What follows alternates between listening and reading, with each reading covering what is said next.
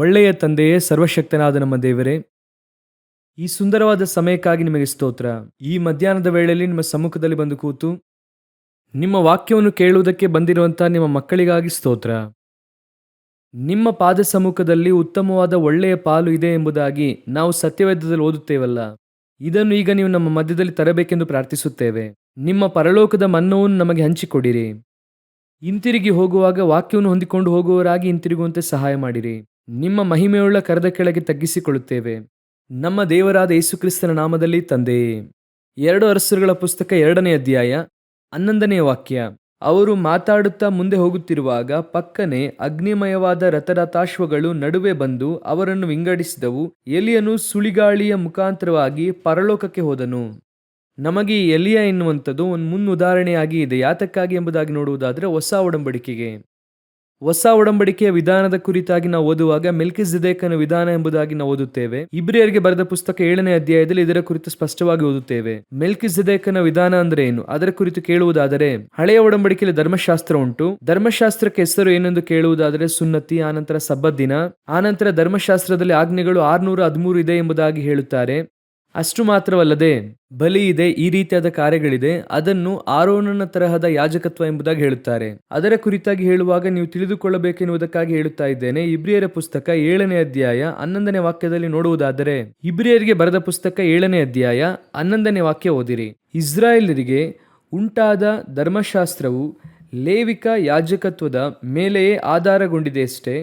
ಆ ಯಾಜಕತ್ವದಿಂದ ಸಂಪೂರ್ಣ ಸಿದ್ಧಿ ಉಂಟಾಗಿದ್ದರೆ ಆರೋನನ ತರಹದವನಾಗಿರದೆ ಮೆಲ್ಕಿಜೆದೇಕನ ತರಹದ ಬೇರೊಬ್ಬ ಯಾಜಕನು ಬರುವುದಕ್ಕೆ ಅವಶ್ಯವೇನಿತ್ತು. ಈ ಸ್ಥಳದಲ್ಲಿ ವಾಕ್ಯ ಸ್ಪಷ್ಟವಾಗಿ ಹೇಳುತ್ತದೆ, ಆರೋನನ ತರಹದ ಯಾಜಕತ್ವದಲ್ಲಿ ಪೂರ್ಣ ಸಿದ್ಧಿ ಇಲ್ಲ.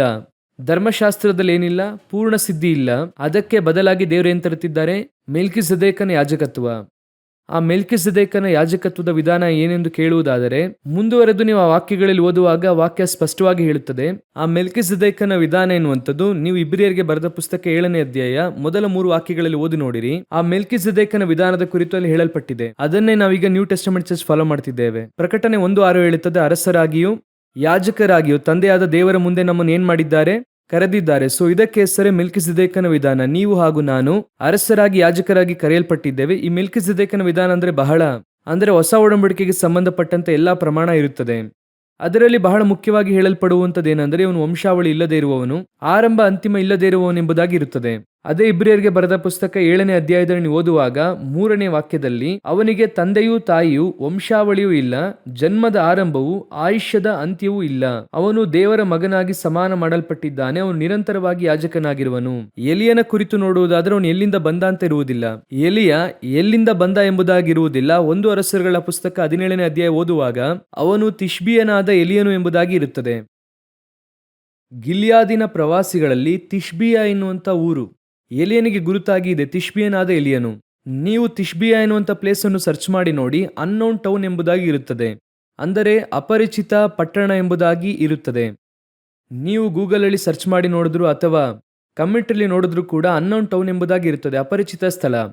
ಸರಿ, ಈಗ ಎಲಿಯ ಮುಗಿಸುವಾಗ ಎಲ್ಲಿ ಹೋದರು ಎಂಬುದಾಗಿ ನಾವು ನೋಡುವಾಗ ನಾವು ಓದಿದಂತಹ ವಾಕ್ಯ 2 ಅರಸರುಗಳಲ್ಲಿ ಅವರು ಪರಲೋಕಕ್ಕೆ ಏರಿ ಹೋದರು ಎಂಬುದಾಗಿ ಇರುತ್ತದೆ. ಹಾಗಂದ್ರೆ ಏನ್ ಅರ್ಥ ಅಂದ್ರೆ, ಎಲ್ಲಿಂದ ಬಂದರು ಎಂಬುದಾಗಿ ಇರುವುದಿಲ್ಲ, ಎಲ್ಲಿ ಹೋದರು ಎಂಬುದಾಗಿ ಇರುವುದಿಲ್ಲ. ಪರಲೋಕ ಎನ್ನುವಂಥದ್ದು ಅದು ಅನ್ನೋನ್ ಪ್ಲೇಸ್, ನಾವು ಹೋಗದೇ ಇರುವ ಸ್ಥಳ, ನೋಡದೇ ಇರುವ ಸ್ಥಳ. ಆತ್ಮದಲ್ಲಿ ಗ್ರಹಿಸುತ್ತೇವೆ, ಆದ್ರೆ ಇನ್ನೂ ಹೋಗಿ ನೋಡಿಲ್ಲ.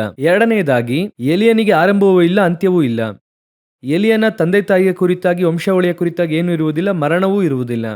ಸೊ ಇದು ಮೆಲ್ಕಿಜೆದೇಕನ ವಿಧಾನದ ಪ್ರಕಾರವಾಗಿರುವಂತ ಇದು. ಅದೇ ರೀತಿಯಾಗಿ ನೋಡುವುದಾದರೆ ಎಲಿಯ ಧರ್ಮಶಾಸ್ತ್ರದ ಪ್ರಕಾರ ಏನನ್ನು ಮಾಡೋದಿಲ್ಲ.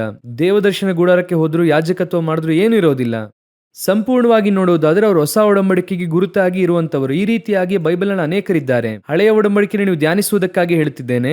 ನೀವು ಆನಂತರ ಹೋಗಿ ಧ್ಯಾನಿಸಿ ನೋಡಿ. ರೂತಳ ಕುರಿತಾಗಿ ಹಾಗೆ ಇರುತ್ತದೆ. ರೂತಳ ವಂಶಾವಳಿಯ ಕುರಿತಾಗಿರುವುದಿಲ್ಲ, ಮೋವಾಬ್ ಸ್ತ್ರೀ ಅಂತ ಮಾತ್ರ ಇರುತ್ತದೆ. ಅದೇ ರೀತಿ ರೂತಳ ಅಂತಿಮ ಇರುವುದಿಲ್ಲ, ಮಗು ಹೇರುವುದರೊಂದಿಗೆ ಮುಕ್ತಾಯವಾಗುತ್ತದೆ. ಆ ಮಗುವನ್ನು ನವಮಿಗೆ ಕೊಟ್ಟು ಆನಂತರ ರೂತಳ ಕುರಿತಾಗಿ ಎಲ್ಲೂ ಇರೋದಿಲ್ಲ. ಸೊಸೆ ಅಂತ ಇರುತ್ತೆ, ಆನಂತರ ಹೆಸರು ಕೂಡ ಇರೋದಿಲ್ಲ. ಆನಂತರ ಹಳೆಯ ಒಡಂಬಡಿಕೆಯಲ್ಲೇ ರೂತಳ ಪುಸ್ತಕ ಬರುವುದಿಲ್ಲ 4ನೇ ಅಧ್ಯಾಯದ ನಂತರ. ಆನಂತರ ಎಲ್ಲಿ ಬರುತ್ತಾರೆ ಅಂದ್ರೆ ಹೊಸ ಒಡಂಬಡಿಕೆ ಆರಂಭದಲ್ಲಿ ಬರುತ್ತಾರೆ. ಯಾತಕ್ಕಾಗಿ ನಿಮಗೆ ಹೇಳುತ್ತೇನೆಂದ್ರೆ, ನಾವೆಲ್ಲರೂ ಕೂಡ ಈ ನ್ಯೂ ಟೆಸ್ಟಮೆಂಟ್ ವಿಧಾನದಲ್ಲಿ ಇದ್ದೇವೆ. ಯಾತಕ್ಕಾಗಿ ಇದ್ದೇವೆ? ಎತ್ತಲ್ಪಡುವುದಕ್ಕೋಸ್ಕರ ಕಾದಿದ್ದೇವೆ. ಅದನ್ನೇ ನಾವು 1 ಥೆಸಲೋನಿಕ 4:16-17 ಓದುತ್ತೇವೆ ಅಲ್ವಾ. ಅವ್ರು ಬರುವಾಗ ನಾವು ಎತ್ತಲ್ಪಡುವುದಕ್ಕಾಗಿ ಕಾದಿದ್ದೇವೆ. ಆ ಎತ್ತಲ್ಪಡುವಿಕೆ ಹಳೆಯ ಒಡಂಬಡಿಕೆಯಲ್ಲಿ ಇಬ್ಬರಿಗೆ ಮಾತ್ರ ನಡೆಯಿತು, ಒಂದು ಹನೋಕನಿಗೆ, ಇನ್ನೊಂದು ಎಲಿಯನಿಗೆ. ಹೊಸ ಒಡಂಬಡಿಕೆಯಲ್ಲಿ ಯೇಸು ಕ್ರಿಸ್ತನಿಗೂ ನಮಗೂ ನಡೆಯುತ್ತದೆ. ಆ ರೀತಿ ಇರುವಾಗ ಈ ಸಭೆ, ಎಲಿಯನು ಸಭೆಗೆ ಮುನ್ಸೂಚನೆಯಾಗಿ ಇದ್ದಾನೆ. ಈ ಮೆಲ್ಕಿಜೆದೇಕನ ವಿಧಾನ ಆ ಕಾಲಘಟ್ಟ. ಈಗ ನೀವು ನಾನು ಇದೇ ರೀತಿ ಎತ್ತಲ್ಪಡುವುದಕ್ಕೋಸ್ಕರವಾಗಿ ಕಾದಿದ್ದೇವೆ. ಪರಲೋಕಕ್ಕೆ ಏರಿ ಹೋಗಬೇಕೆಂದು ನಾವು ಬಯಸುತ್ತೇವೆ. ಹಾಗಾದ್ರೆ ಏನನ್ನು ಮಾಡಿದ್ರೆ ಈ ಎತ್ತಲ್ಪಡುವಿಕೆಯಲ್ಲಿ ನಾವು ಪಾಲುಗಾರರಾಗುವುದಕ್ಕೆ ಸಾಧ್ಯ? ಹೇಗೆ ಪರಲೋಕಕ್ಕೆ ಹೋಗಬೇಕೆಂಬುದಾಗಿ ಒಂದು ಮುನ್ಮಾದರಿಯಾಗಿ ಎಲಿಯನ ಕುರಿತಾಗಿ ಕೊಟ್ಟಿದ್ದಾರೆ. ನೀವು ಬೈಬಲ್ ಅಲ್ಲಿ ನೋಡುವುದಾದ್ರೆ ಅನೇಕ ಪ್ರಯಾಣಗಳನ್ನು ಓದುತ್ತೀರಾ, ಪಾಠ ಕೂಡ ಇದೆ. ಕೆಲವರು ಬೈಬಲ್ ಸ್ಟಡಿ ಮಾಡುತ್ತಾರೆ. ಅಬ್ರಹಾಮನ ಪ್ರಯಾಣ, ಆನಂತರ ಕಾನಾನ್ಗೆ ಪ್ರಯಾಣ ಓದಿದಿರಲ್ವಾ? ಅದರ ಕುರಿತಾಗಿ ವಿಮೋಚನ ಕಾಂಡದಲ್ಲಿ ಇರುತ್ತದೆ. ಅದೇ ರೀತಿ ಎಲಿಯನ ಹತ್ರ ಒಂದು ಸ್ಪಿರಿಚುವಲ್ ಪ್ರಯಾಣ ಇದೆ. ಎಲಿಯನ ಹಿಂದೆ ಏನಿದೆ, ಒಂದು ಆತ್ಮಿಕ ಪ್ರಯಾಣ ಇದೆ. ಅದು ಎಲ್ಲಿ ಆರಂಭವಾಯಿತು? 1 ಅರಸರುಗಳು 17ರಲ್ಲಿ ಆರಂಭವಾಗುತ್ತದೆ. ಆರಂಭವಾಗಿ ಎಲ್ಲಿ ಮುಗಿಯುತ್ತದೆ? 2 ಅರಸರುಗಳು 2ನೇ ಅಧ್ಯಾಯದಲ್ಲಿ ಮುಗಿಯುತ್ತದೆ.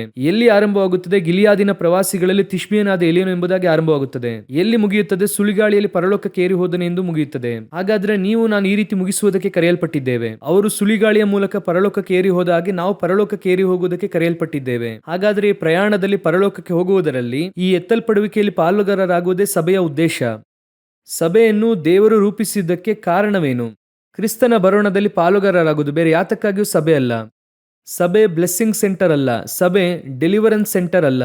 ಸಭೆ ಹೀಲಿಂಗ್ ಸೆಂಟರ್ ಅಲ್ಲ. ಸಭೆ ಟ್ರಾನ್ಸ್ಫಾರ್ಮೇಶನ್ ಸೆಂಟರ್, ಅಂದ್ರೆ ರೂಪಾಂತರಗೊಳಿಸುವ ಸ್ಥಳ.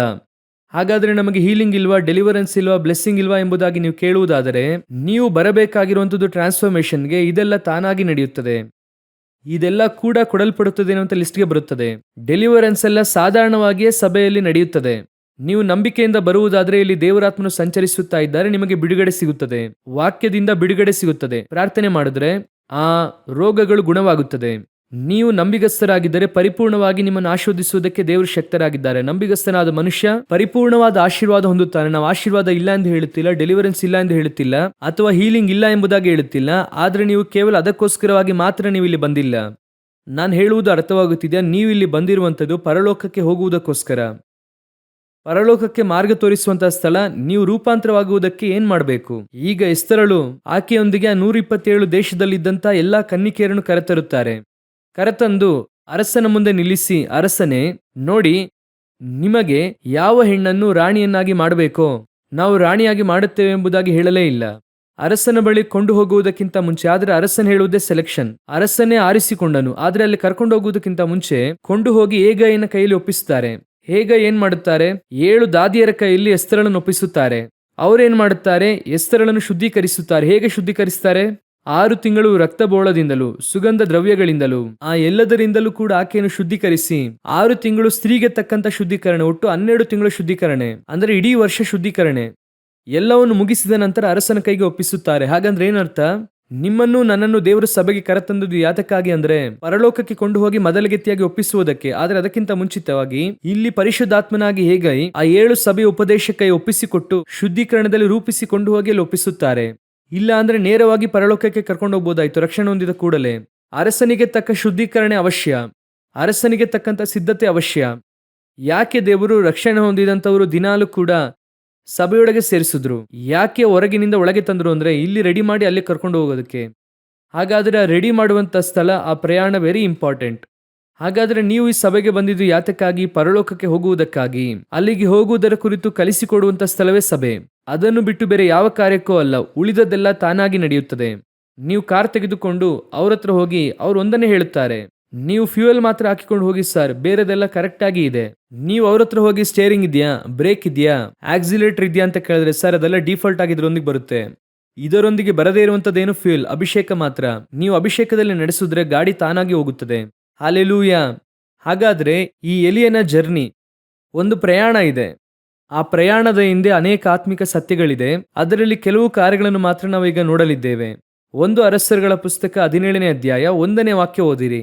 ಗಿಲ್ಯಾದಿನ ಪ್ರವಾಸಿಗಳಲ್ಲಿ ತಿಷ್ಬಿಯನಾದ ಎಲಿಯ ಎಂಬವನು ಆಹಾಬನಿಗೆ, ನಾನು ಸನ್ನಿಧಿ ಸೇವೆ ಮಾಡುತ್ತಿರುವ ಇಸ್ರಾಯೇಲ್ ದೇವರಾದ ಯೆಹೋವನಾಣೆ, ನಾನು ಸೂಚಿಸಿದ ಹೊರತು ಇಂದಿನಿಂದ ಕೆಲವು ವರ್ಷಗಳವರೆಗೆ ಮಳೆಯಾಗಲಿ ಮಂಜಾಗಲಿ ಬೀಳುವುದಿಲ್ಲ ಅಂದನು. ಇದುವೇ ಎಲಿಯನ ಎಂಟ್ರನ್ಸ್. ಒಳಗೆ ಪ್ರವೇಶಿಸುತ್ತಿದ್ದಾರೆ. ಅವರ ಲೈಫ್ ಸ್ಟೈಲ್ ಅಲ್ಲೇ ಆರಂಭವಾಗುತ್ತದೆ. ಯಾರು ಏನು ಗೊತ್ತಿಲ್ಲ, ಅವರು ಒಳಗೆ ಬಂದಿದ್ದಾರೆ. ಒಳಗೆ ಬಂದು ಅವರನ್ನು ದೇವರೊಂದು ದೊಡ್ಡ ದರ್ಶನಕ್ಕಾಗಿ ಕರೆತರುತ್ತಾರೆ. ಎಲಿಯನ ಮೂಲಕ ಏನ್ ಮಾಡುತ್ತಾರೆ? ಒಂದು ದೊಡ್ಡ ದರ್ಶನ. ಇದರಲ್ಲಿ ದರ್ಶನ ಎಂಬುದಾಗಿ ಹೇಳುವಾಗ ನೀವು ಎರಡು ಕಾರ್ಯ ಅರ್ಥ ಮಾಡಿಕೊಳ್ಳಬೇಕು. ಏನೆಂಬುದಾಗಿ ನೋಡುವುದಾದರೆ, ನಾವು ನೆನೆಸುವಂತಹ ಒಂದು ದರ್ಶನ ಇದೆ, ನಮ್ಮ ಮೇಲೆ ದೇವರಿಟ್ಟಿರುವಂಥ ಇನ್ನೊಂದು ದರ್ಶನವೂ ಕೂಡ ಇದೆ. ಅರ್ಥ ಆಗ್ತಿದೆಯಾ?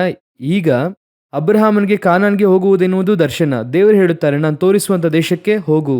ಆದರೆ ಕಾನಾನ್ಗೆ ಹೋದರೆ ಈಸಾಕನು ಬರಬೇಕು, ಈಸಾಕನು ಬಂದ್ರೆ ಅಲ್ಲಿ ಯೇಸು ಬರಬೇಕು, ಯೇಸು ಬಂದ್ರೆ ಅಲ್ಲಿ ವಿಮೋಚನೆ ಬರಬೇಕು, ವಿಮೋಚನೆ ಬಂದ್ರೆ ಜನರು ಪರಲೋಕಕ್ಕೆ ಬರಬೇಕು. ಇದು ಪರಲೋಕದ ದರ್ಶನ.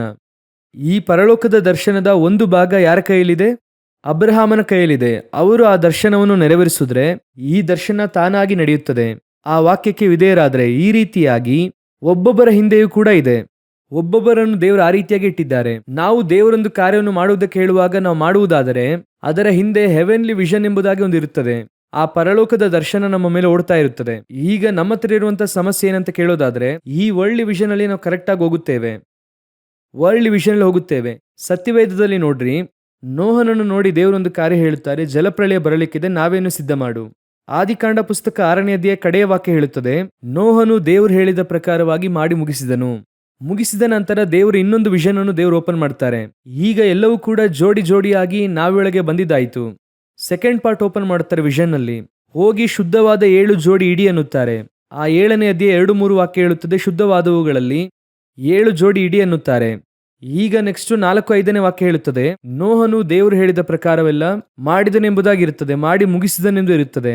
ಸೊ ಈಗ ದೇವರ ವಿಷನ್ ನೆರವೇರಿತಾ ಇಲ್ವಾ? ನೆರವೇರಿತು ತಾನೆ. ಜಲಪ್ರಳಯ ಬಂತು. ಜಲಪ್ರಳಯವು ಮುಗಿಯುತ್ತಾ ಇಲ್ವಾ? ಮುಗಿಯಿತು.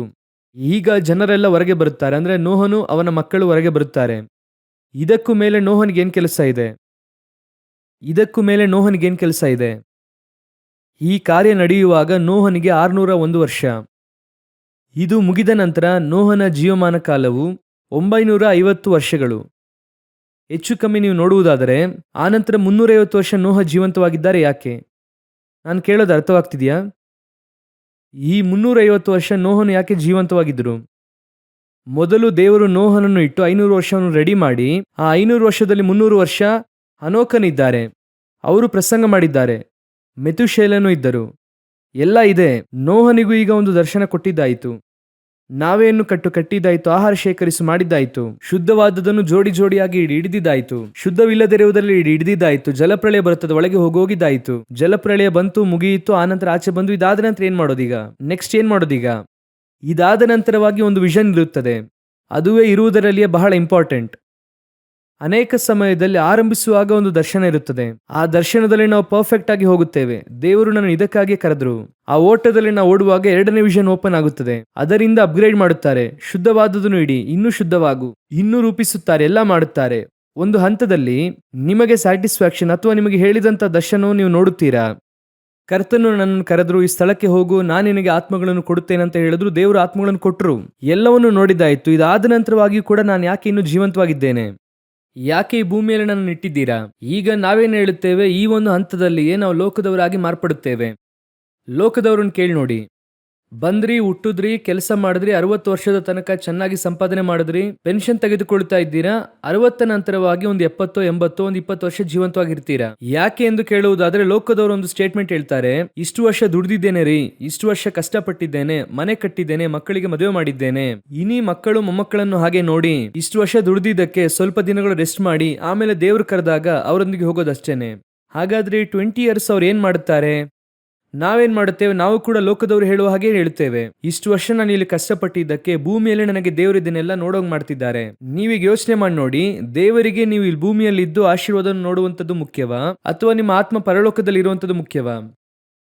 ಅದಕ್ಕಾಗಿ ತಾನೇ ದೇವರು ನಮ್ಮನ್ನು ರಕ್ಷಿಸಿದ್ದು. ಮುಂದಿನ 20 ವರ್ಷ ಈ ರಿಸ್ಕ್ ಆದಂತ ಭೂಮಿಯಲ್ಲಿ, ಪಾಪ ಇರುವಂತ ಭೂಮಿ, ಪಾಪ ತುಂಬಿದಂತ ಈ ಲೋಕದಲ್ಲಿ ನಿಮ್ಮನ್ನು ದೇವರು ಇಟ್ಟು ಈ ಡೇಂಜರ್ ಝೋನ್ ಅಲ್ಲಿ 20 ವರ್ಷ ನಿಮ್ಮನ್ನು ಇರಿಸುವುದಕ್ಕಿಂತಲೂ ನಿಮ್ಮನ್ನು ಕೊಂಡು ಹೋಗೋದು ಈಸಿ ತಾನೆ ಅವರಿಗೆ. ಆದ್ರೆ ಯಾಕೆ ಇಟ್ಟಿದ್ದಾರೆ? ಒಂದನ್ನು ಮಾತ್ರ ಚೆನ್ನಾಗಿ ಅರ್ಥ ಮಾಡಿಕೊಳ್ಳಿರಿ, ಒಬ್ಬರನ್ನು ಕೂಡ ದೇವರು ಈ ಭೂಮಿಯಲ್ಲಿ ಸುಮ್ಮನೆ ಇರ್ಲಿ ಬಿಡು ಎಂಬುದಾಗಿ ದೇವರು ಇಡುವುದೇ ಇಲ್ಲ. ನಾನು ಹೇಳುವುದು ಅರ್ಥವಾಗ್ತಿದ್ಯಾ? ಸುಮ್ಮನೆ ಇದ್ಬಿಟ್ಟು ಹೋಗು. ನೀನು ಈ ಭೂಮಿಯಲ್ಲಿ ಇಷ್ಟು ವರ್ಷ ಕಷ್ಟಪಟ್ಟಿದ್ಯಲ್ಲ, ಇದ್ದು ಹಾಗೆ ಎಲ್ಲವನ್ನು ನೋಡು. ನಿನ್ನ ಮಕ್ಕಳನ್ನು ನೋಡು, ಮೊಮ್ಮಕ್ಕಳನ್ನು ನೋಡು, ನೋಡದೇ ಇರುವಂತ ಊರನ್ನೆಲ್ಲ ನೋಡು, ಅನುಭವಿಸದೇ ಇರುವಂತದ್ದನ್ನು ಅನುಭವಿಸು, ಚೆನ್ನಾಗಿ ತಿನ್ನು, ಚೆನ್ನಾಗಿ ಗಮನಿಸಿ ನೋಡಿ. 60ರ ನಂತರವೇ ನಿಮ್ಮಿಂದ ಏನು ಮಾಡೋಕ್ಕಾಗಲ್ಲ. 60ರ ನಂತರ ನಿಮ್ಮಿಂದ ಬಹಳ ಟ್ರಾವೆಲ್ ಮಾಡೋಕ್ಕಾಗಲ್ಲ, ಎಲ್ಲವನ್ನು ನಿಮ್ಮಿಂದ ತಿನ್ನೋಕ್ಕಾಗಲ್ಲ, ತಿನ್ನಬಹುದು ಎಂಬುದಾಗಿ ಅಂದುಕೊಳ್ಳುವಂಥದ್ದು ಕೂಡ ನಿಮ್ಮಿಂದ ತಿನ್ನೋಕ್ಕಾಗಲ್ಲ. ನಮಗೆ ಇರುವಂಥದ್ದೇನು 60-70 ವರ್ಷವಾದ ನಂತರ ನಮಗೆ ಎಲ್ಲವೂ ಕೂಡ ಇಷ್ಟವಾಗೋದಿಲ್ಲ. ಎಲ್ಲದರಲ್ಲೂ ಕೂಡ ನನ್ನನ್ನು ಬಿಟ್ಟರೆ ಸಾಕಪ್ಪ ಹಾಗೆ ಹೇಳುತ್ತಾರೆ. ಮಕ್ಕಳು ಆವಾಗಲೇ ನಮ್ಮ ಮೇಲೆ ಪ್ರೀತಿಯಿಂದ ಹೇಳುತ್ತಾರೆ, ಬನ್ನಿ ನಾವು ಅಲ್ಲಿ ಹೋಗೋಣ ಇಲ್ಲಿ ಹೋಗೋಣ ಅನ್ನುತ್ತಾರೆ. ಅವ್ರು ಹೇಳುತ್ತಾರೆ, ನನ್ನನ್ನು ಬಿಟ್ಟರೆ ನಾನು ಚೆನ್ನಾಗಿ ಇಲ್ಲೇ ಇರ್ತೀನಿ, ನೀವು ಹೋಗ್ಬಿಟ್ಟು ಬನ್ರಿ, ನಾನು ಇಲ್ಲಿದ್ದೇ ಪ್ರಾರ್ಥನೆ ಮಾಡುತ್ತಾ ಇರ್ತೇನೆ. ಹಾಗಾದ್ರೆ 60-80 ಯಾತಕ್ಕಾಗಿ? ಯಾಕೆ ಯಾಕೆ ನಮ್ಮನ್ನು ಇಲ್ಲಿಟ್ಟಿದ್ದಾರೆ? ಹಾಗಾದ್ರೆ ನೋಹ ಮುಂದಿನ 350 ವರ್ಷ ಯಾತಕ್ಕಾಗಿ ಇದ್ದರು? ಅಲ್ಲೇ ಇದೆ ವಿಷನ್. ಅದೇ ಲಾಸ್ಟ್ ವಿಷನ್, ಫೈನಲ್ ವಿಷನ್. ಬಹುತೇಕವಾಗಿ ನಾವು ಆ ಫೈನಲ್ ವಿಷನ್ ಅನ್ನು ನೋಡೋದಿಲ್ಲ. ನಾವು ಎಲ್ಲ ಮುಗಿದು ಹೋಯಿತು, ಎಲ್ಲ ಓವರ್ ಎಂಬುದಾಗಿ ಅಂದುಕೊಳ್ಳುತ್ತೇವೆ. ಈಗ ನೀವು ಓದಿರಿ ಆದಿಕಾಂಡ ಪುಸ್ತಕ 9ನೇ ಅಧ್ಯಾಯ 1 ಹಾಗೂ 2ನೇ ವಾಕ್ಯವನ್ನು ಓದಿರಿ. ದೇವರು ನೋಹನನ್ನು ಅವನ ಮಕ್ಕಳನ್ನು ಆಶೀರ್ವದಿಸಿ ಅವರಿಗೆ ಬಹು ಸಂತಾನವುಳ್ಳವರಾಗಿ ಹೆಚ್ಚಿರಿ, ಭೂಲೋಕದಲ್ಲೆಲ್ಲ ತುಂಬಿಕೊಳ್ಳಿರಿ, ಭೂಮಿಯ ಮೇಲಿರುವ ಎಲ್ಲಾ ಮೃಗಗಳು, ಆಕಾಶದ ಎಲ್ಲಾ ಪಕ್ಷಿಗಳು, ನೆಲದ ಮೇಲೆ ಹರಿದಾಡುವ ಎಲ್ಲಾ ಕ್ರಿಮಿಗಳು, ಸಮುದ್ರದ ಮೀನುಗಳು ನಿಮಗೆ ಬೆದರಿ ಅಂಜಿಕೊಳ್ಳುವವು, ನಾನು ಅವುಗಳನ್ನೆಲ್ಲ ನಿಮ್ಮ ಸ್ವಾಧೀನಕ್ಕೆ ಕೊಟ್ಟಿದ್ದೇನೆ. ಬಹಳ ಮುಖ್ಯವಾದ ಮಾತೇನು ಗೊತ್ತಾ? ನೋಹನನ್ನು ಅವನ ಮಕ್ಕಳನ್ನು ಆಶೀರ್ವದಿಸಿ ಅವರಿಗೆ ಬಹು ಸಂತಾನವುಳ್ಳವರಾಗಿ ಹೆಚ್ಚಿರಿ. 10ನೇ ಅಧ್ಯಾಯ 1ನೇ ವಾಕ್ಯ ಓದಿರಿ. ನೋಹನ ಮಕ್ಕಳಾದ ಶೇಮ್, ಹಾಮ್, ಯಾಫೇತರ ವಂಶದವರ ಚರಿತ್ರೆಯು. ಜಲಪ್ರಳಯದ ಮೇಲೆ ಅವರಿಗೆ ಮಕ್ಕಳು ಹುಟ್ಟಿದರು. ನೋಹನಿಗೆ ಎಲ್ಲಿ ಮಕ್ಕಳು ಹುಟ್ಟಿದ್ರು ಜಲಪ್ರಳಯವಾದ ನಂತರ?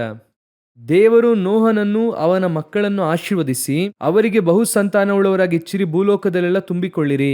ಇದು 4 ಕೊಟ್ಟಂತ ವಿಷನ್. ಆದರೆ ಬಹು ಸಂತಾನವುಳ್ಳವರಾಗಿದ್ದು 3 ಮಾತ್ರವೇ, ಶೇಮ್, ಹಾಮ್, ಯಾಫೇತ್. ದೇವರು ನೋಹನನ್ನು ಅವನ ಮಕ್ಕಳನ್ನು ಆಶೀರ್ವದಿಸಿ ಬಹು ಸಂತಾನವುಳ್ಳವರಾಗಿರಿ. ದೇವರು ಸ್ಪಷ್ಟವಾಗಿ ಹೇಳುತ್ತಾರೆ. ಯಾಕೆ 4 ಬಹು ಸಂತಾನವುಳ್ಳವರಾಗುವುದಕ್ಕೆ ಹೇಳಿದ್ರು ಗೊತ್ತಾ? ಇದರ ಮುಂದಿನ ದರ್ಶನ ನೆಕ್ಸ್ಟ್ ಅಬ್ರಹಾಮನಿಗೆ ಓಪನ್ ಆಗುತ್ತದೆ. ಅಬ್ರಹಾಮನಿಗೆ ಏನು ಓಪನ್ ಆಗುತ್ತದೆ? ಇಬ್ರಿಯರಿಗೆ ಬರೆದ ಪುಸ್ತಕ 11ನೇ ಅಧ್ಯಾಯ 9-10 ವಾಕ್ಯಗಳನ್ನು ಓದಿರಿ. ನಂಬಿಕೆಯಿಂದಲೇ ಅವನು ವಾಗ್ದತ್ತ ದೇಶಕ್ಕೆ ಬಂದಾಗ ಅಲ್ಲಿ ಅನ್ಯ ದೇಶದಲ್ಲಿ ಇದ್ದವನಂತೆ ಡೇರೆಗಳಲ್ಲಿ ಇದ್ದುಕೊಂಡು ಪ್ರವಾಸಿಯಾಗಿ ಬದುಕಿದನು. ಅದೇ ವಾಗ್ದಾನಕ್ಕೆ ಸಹಬಾಧ್ಯರಾಗಿದ್ದ ಈಸಾಕನು, ಯಾಕೋಬನು ಅವನಂತೆಯೇ ಡೇರೆಗಳಲ್ಲಿ ವಾಸಿಸಿದರು. ಯಾಕಂದ್ರೆ ಅವನು ಶಾಶ್ವತವಾದ ಅಸ್ಥಿವಾರಗಳುಳ್ಳ ಪಟ್ಟಣವನ್ನು, ಅಂದರೆ ದೇವರು ಸಂಕಲ್ಪಿಸಿ ನಿರ್ಮಿಸಿದ ಪಟ್ಟಣವನ್ನು ಎದುರು ನೋಡುತ್ತಿದ್ದನು. ಅಸ್ಥಿವಾರವುಳ್ಳ ಪಟ್ಟಣ ಯಾವುದು? ಹೊಸ ಯೆರೂಸಲೇಮ್. ಪ್ರಕಟಣೆಯ ಪುಸ್ತಕ 21ನೇ ಅಧ್ಯಾಯ 14ನೇ ವಾಕ್ಯವನ್ನು ಓದಿರಿ. ಪಟ್ಟಣದ ಪ್ರಾಕಾರಕ್ಕೆ 12 ಅಸ್ಥಿವಾರಗಳಿದ್ದವು. ಅವುಗಳ ಮೇಲೆ ಯಜ್ಞದ ಕುರಿಯಾದಾತನ 12 ಮಂದಿ ಅಪೊಸ್ತಲರ ಹೆಸರುಗಳಿದ್ದವು. ಇಲ್ಲಿ ಹೇಳಲ್ಪಟ್ಟಿರುವಂಥದ್ದೇ ಅಸ್ಥಿವಾರವುಳ್ಳ ಪಟ್ಟಣ. ಈ ಅಸ್ಥಿವಾರವುಳ್ಳ ಪಟ್ಟಣದ ರಚನೆ ಏನೆಂಬುದಾಗಿ ನೀವು ನೋಡುವುದಾದರೆ ಚೌಕಟ್ಟಾಗಿರುತ್ತದೆ. ಈ 4 ಸೈಡಿಗೂ 12 ಬಾಗಿಲುಗಳು. ಈ 4 ಸೈಡಲ್ಲೂ ಕೂಡ 4 ಸಂಗತಿಗಳು ಬರಬೇಕು, 4 ಪ್ರಮಾಣ ಬರಬೇಕು. ಆ 4 ಪ್ರಮಾಣವೇ ಈ 4 ಮಕ್ಕಳು, ನೋಹ, ಶೇಮ್, ಹಾಮ್, ಯಾಫೇತ್. 4 ಸಂತತಿ. ಇದಕ್ಕೆ ಆತ್ಮಿಕವಾದ ಗುರುತು ಇದೆ. ಇದು ಎಲ್ಲಿ ಇರುತ್ತದೆ ಅಂದರೆ ಏದೇನಲ್ಲಿ ಇರುತ್ತದೆ. ಒಂದು ನದಿ ಹುಟ್ಟಿ 4 ಶಾಖೆಗಳಾಯಿತು. ಯೇಸು ಕ್ರಿಸ್ತನು ಹೇಳುತ್ತಾರೆ 4 ನೆಲ, 4 ನೆಲದಲ್ಲಿ 4 ಬೀಜ. ಆ 4 ನೆಲವೇ 4 ಶಾಖೆಗಳು. ಆ 4 ನದಿಯಲ್ಲೂ ವೃಕ್ಷಗಳು ಬೆಳೆಯುತ್ತದೆ. ಆ 4 ಒಳಗೊಂಡಿರುವಂಥದ್ದೇ ಆ ಒಂದು ಹೊಸ ಯೆರೂಸಲೇಮ್. ಇದರ ವಿಷನ್ ಅಬ್ರಹಾಮನಿಗೆ ಇದೆ. ದೇವರು ತಾನೇ ಸಂಕಲ್ಪಿಸಿ ನಿರ್ಮಿಸಿದ ಅಸ್ಥಿವಾರವುಳ್ಳ ಪಟ್ಟಣಕ್ಕಾಗಿ ಅವನು ಎದುರು ನೋಡುತ್ತಾ ಇದ್ದನು. ಅಬ್ರಹಾಮನು ಯಾರು? ನೋಹನ ಮುಂದಿನ ಸಂತತಿ. ಅವರಿಗೆ ಆಗಲೇ ಗೊತ್ತಾಗುತ್ತದೆ ದೇವರು ನಮಗೆ ಒಂದು ವಿಷನ್ ಇಟ್ಟಿದ್ದಾರೆ. ಅಬ್ರಹಾಮನನ್ನು ಕರೆದು ಈಗ ಕೇಳಿರಿ, ನಿನ್ನ ಫಸ್ಟ್ ವಿಷನ್ ಏನು? ಕಾನಾನ್ಗೆ ಹೋಗಬೇಕು.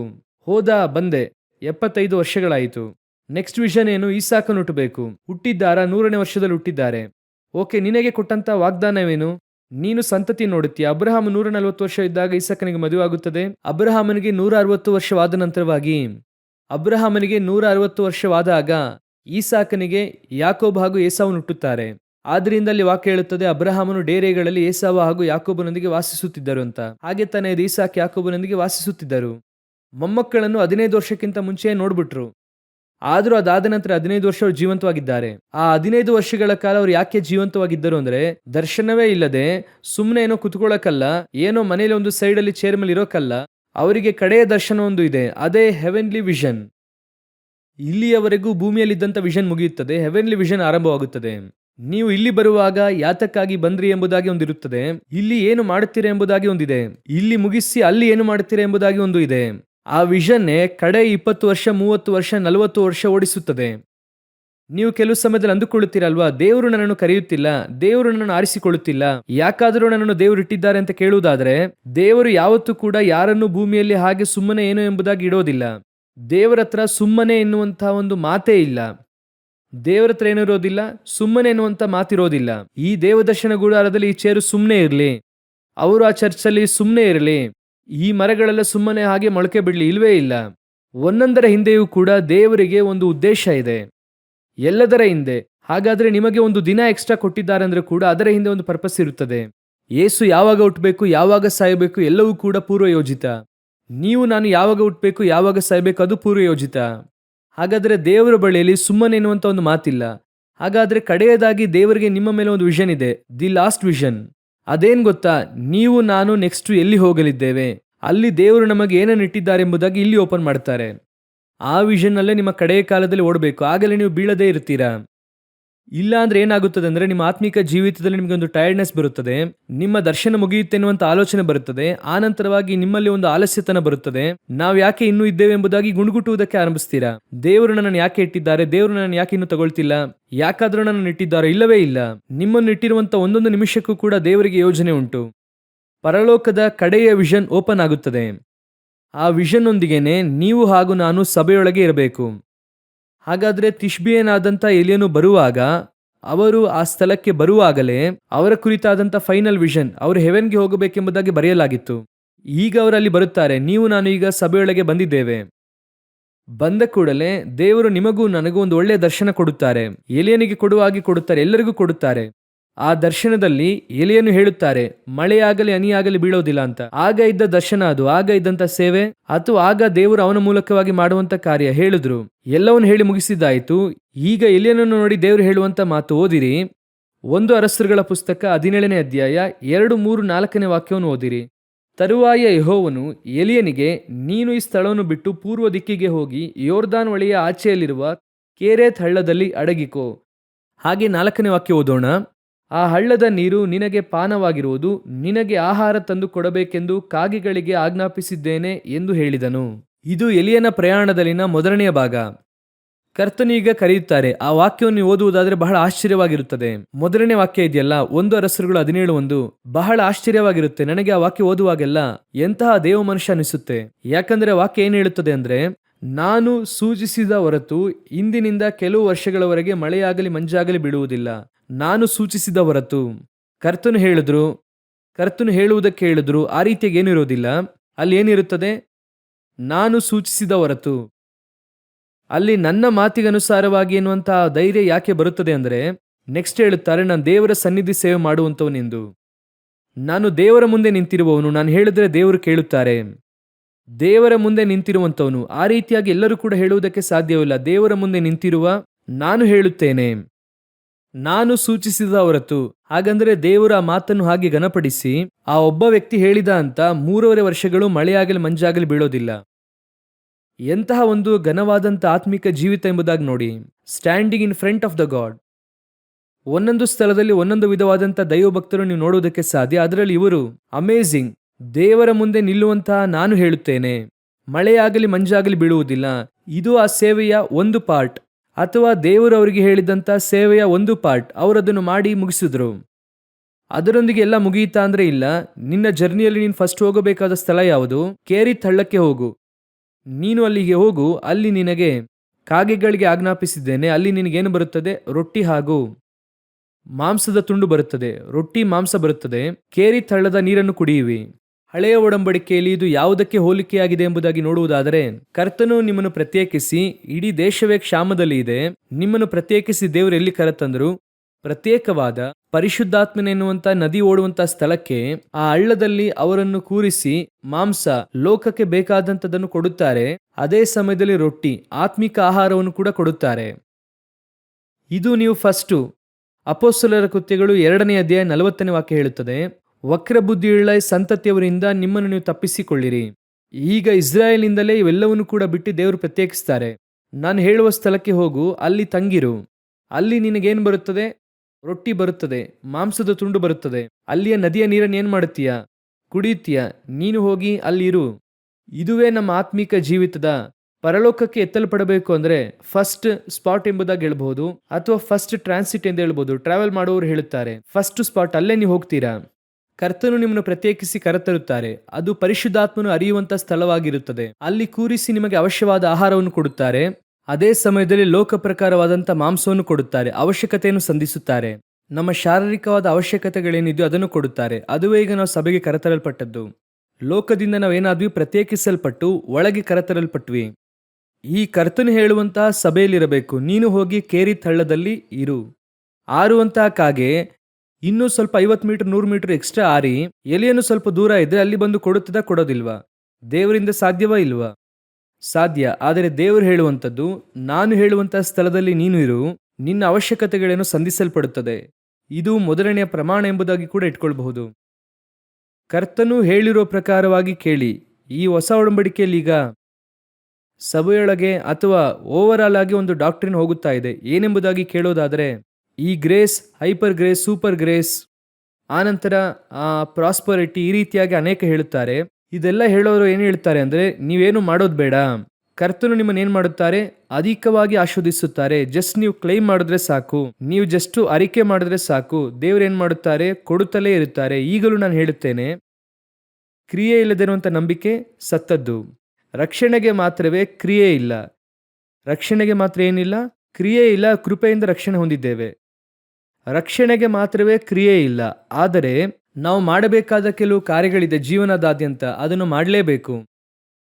ಸುವಾರ್ತೆ ಸಾರುವುದು ನನ್ನ ಮೇಲೆ ಬಿದ್ದ ಶ್ರೇಷ್ಠ ಓಟವನ್ನು ಹಾಗಾದ್ರೆ ನಾನು ಓಡಬೇಕಲ್ವಾ? ಸುವಾರ್ತೆ ನಾನು ಮನೆಯಿಂದಲೇ ಹೇಳುತ್ತೇನೆ, ದೇವರು ಕರ್ಕೊಂಡು ಹೋಗ್ತಾರೆ. ಇದು ಸರಿಯಾಗಿರುತ್ತಾ? ಹಾಗಾದರೆ ನಾವು ಮಾಡಬೇಕಾದ ಕ್ರಿಯೆ ಎನ್ನುವಂಥದ್ದು ಒಂದು ಇದೆ. ನೀನು ಹೋಗಿ ನಾನು ಹೇಳುವಂತಹ ಸ್ಥಳದಲ್ಲಿರು, ನಾನು ನಿನ್ನನ್ನು ಆಶೀರ್ವದಿಸ್ತೇನೆ. ನಾನು ತೋರಿಸುವಂಥ ದೇಶಕ್ಕೆ ಹೋಗು, ನಿನ್ನ ಹೆಸರನ್ನು ಪ್ರಖ್ಯಾತಿಗೊಳಿಸುವೆನು. ನನ್ನ ಮಾತಿಗನುಸಾರವಾಗಿ ತನ್ನ ಮನೆಯನ್ನು ಯಾರು ಬಂಡೆಯ ಮೇಲೆ ಕಟ್ಟುತ್ತಾರೋ ಅವರನ್ನು ನಾನು ಆಶೀರ್ವದಿಸುತ್ತೇನೆ.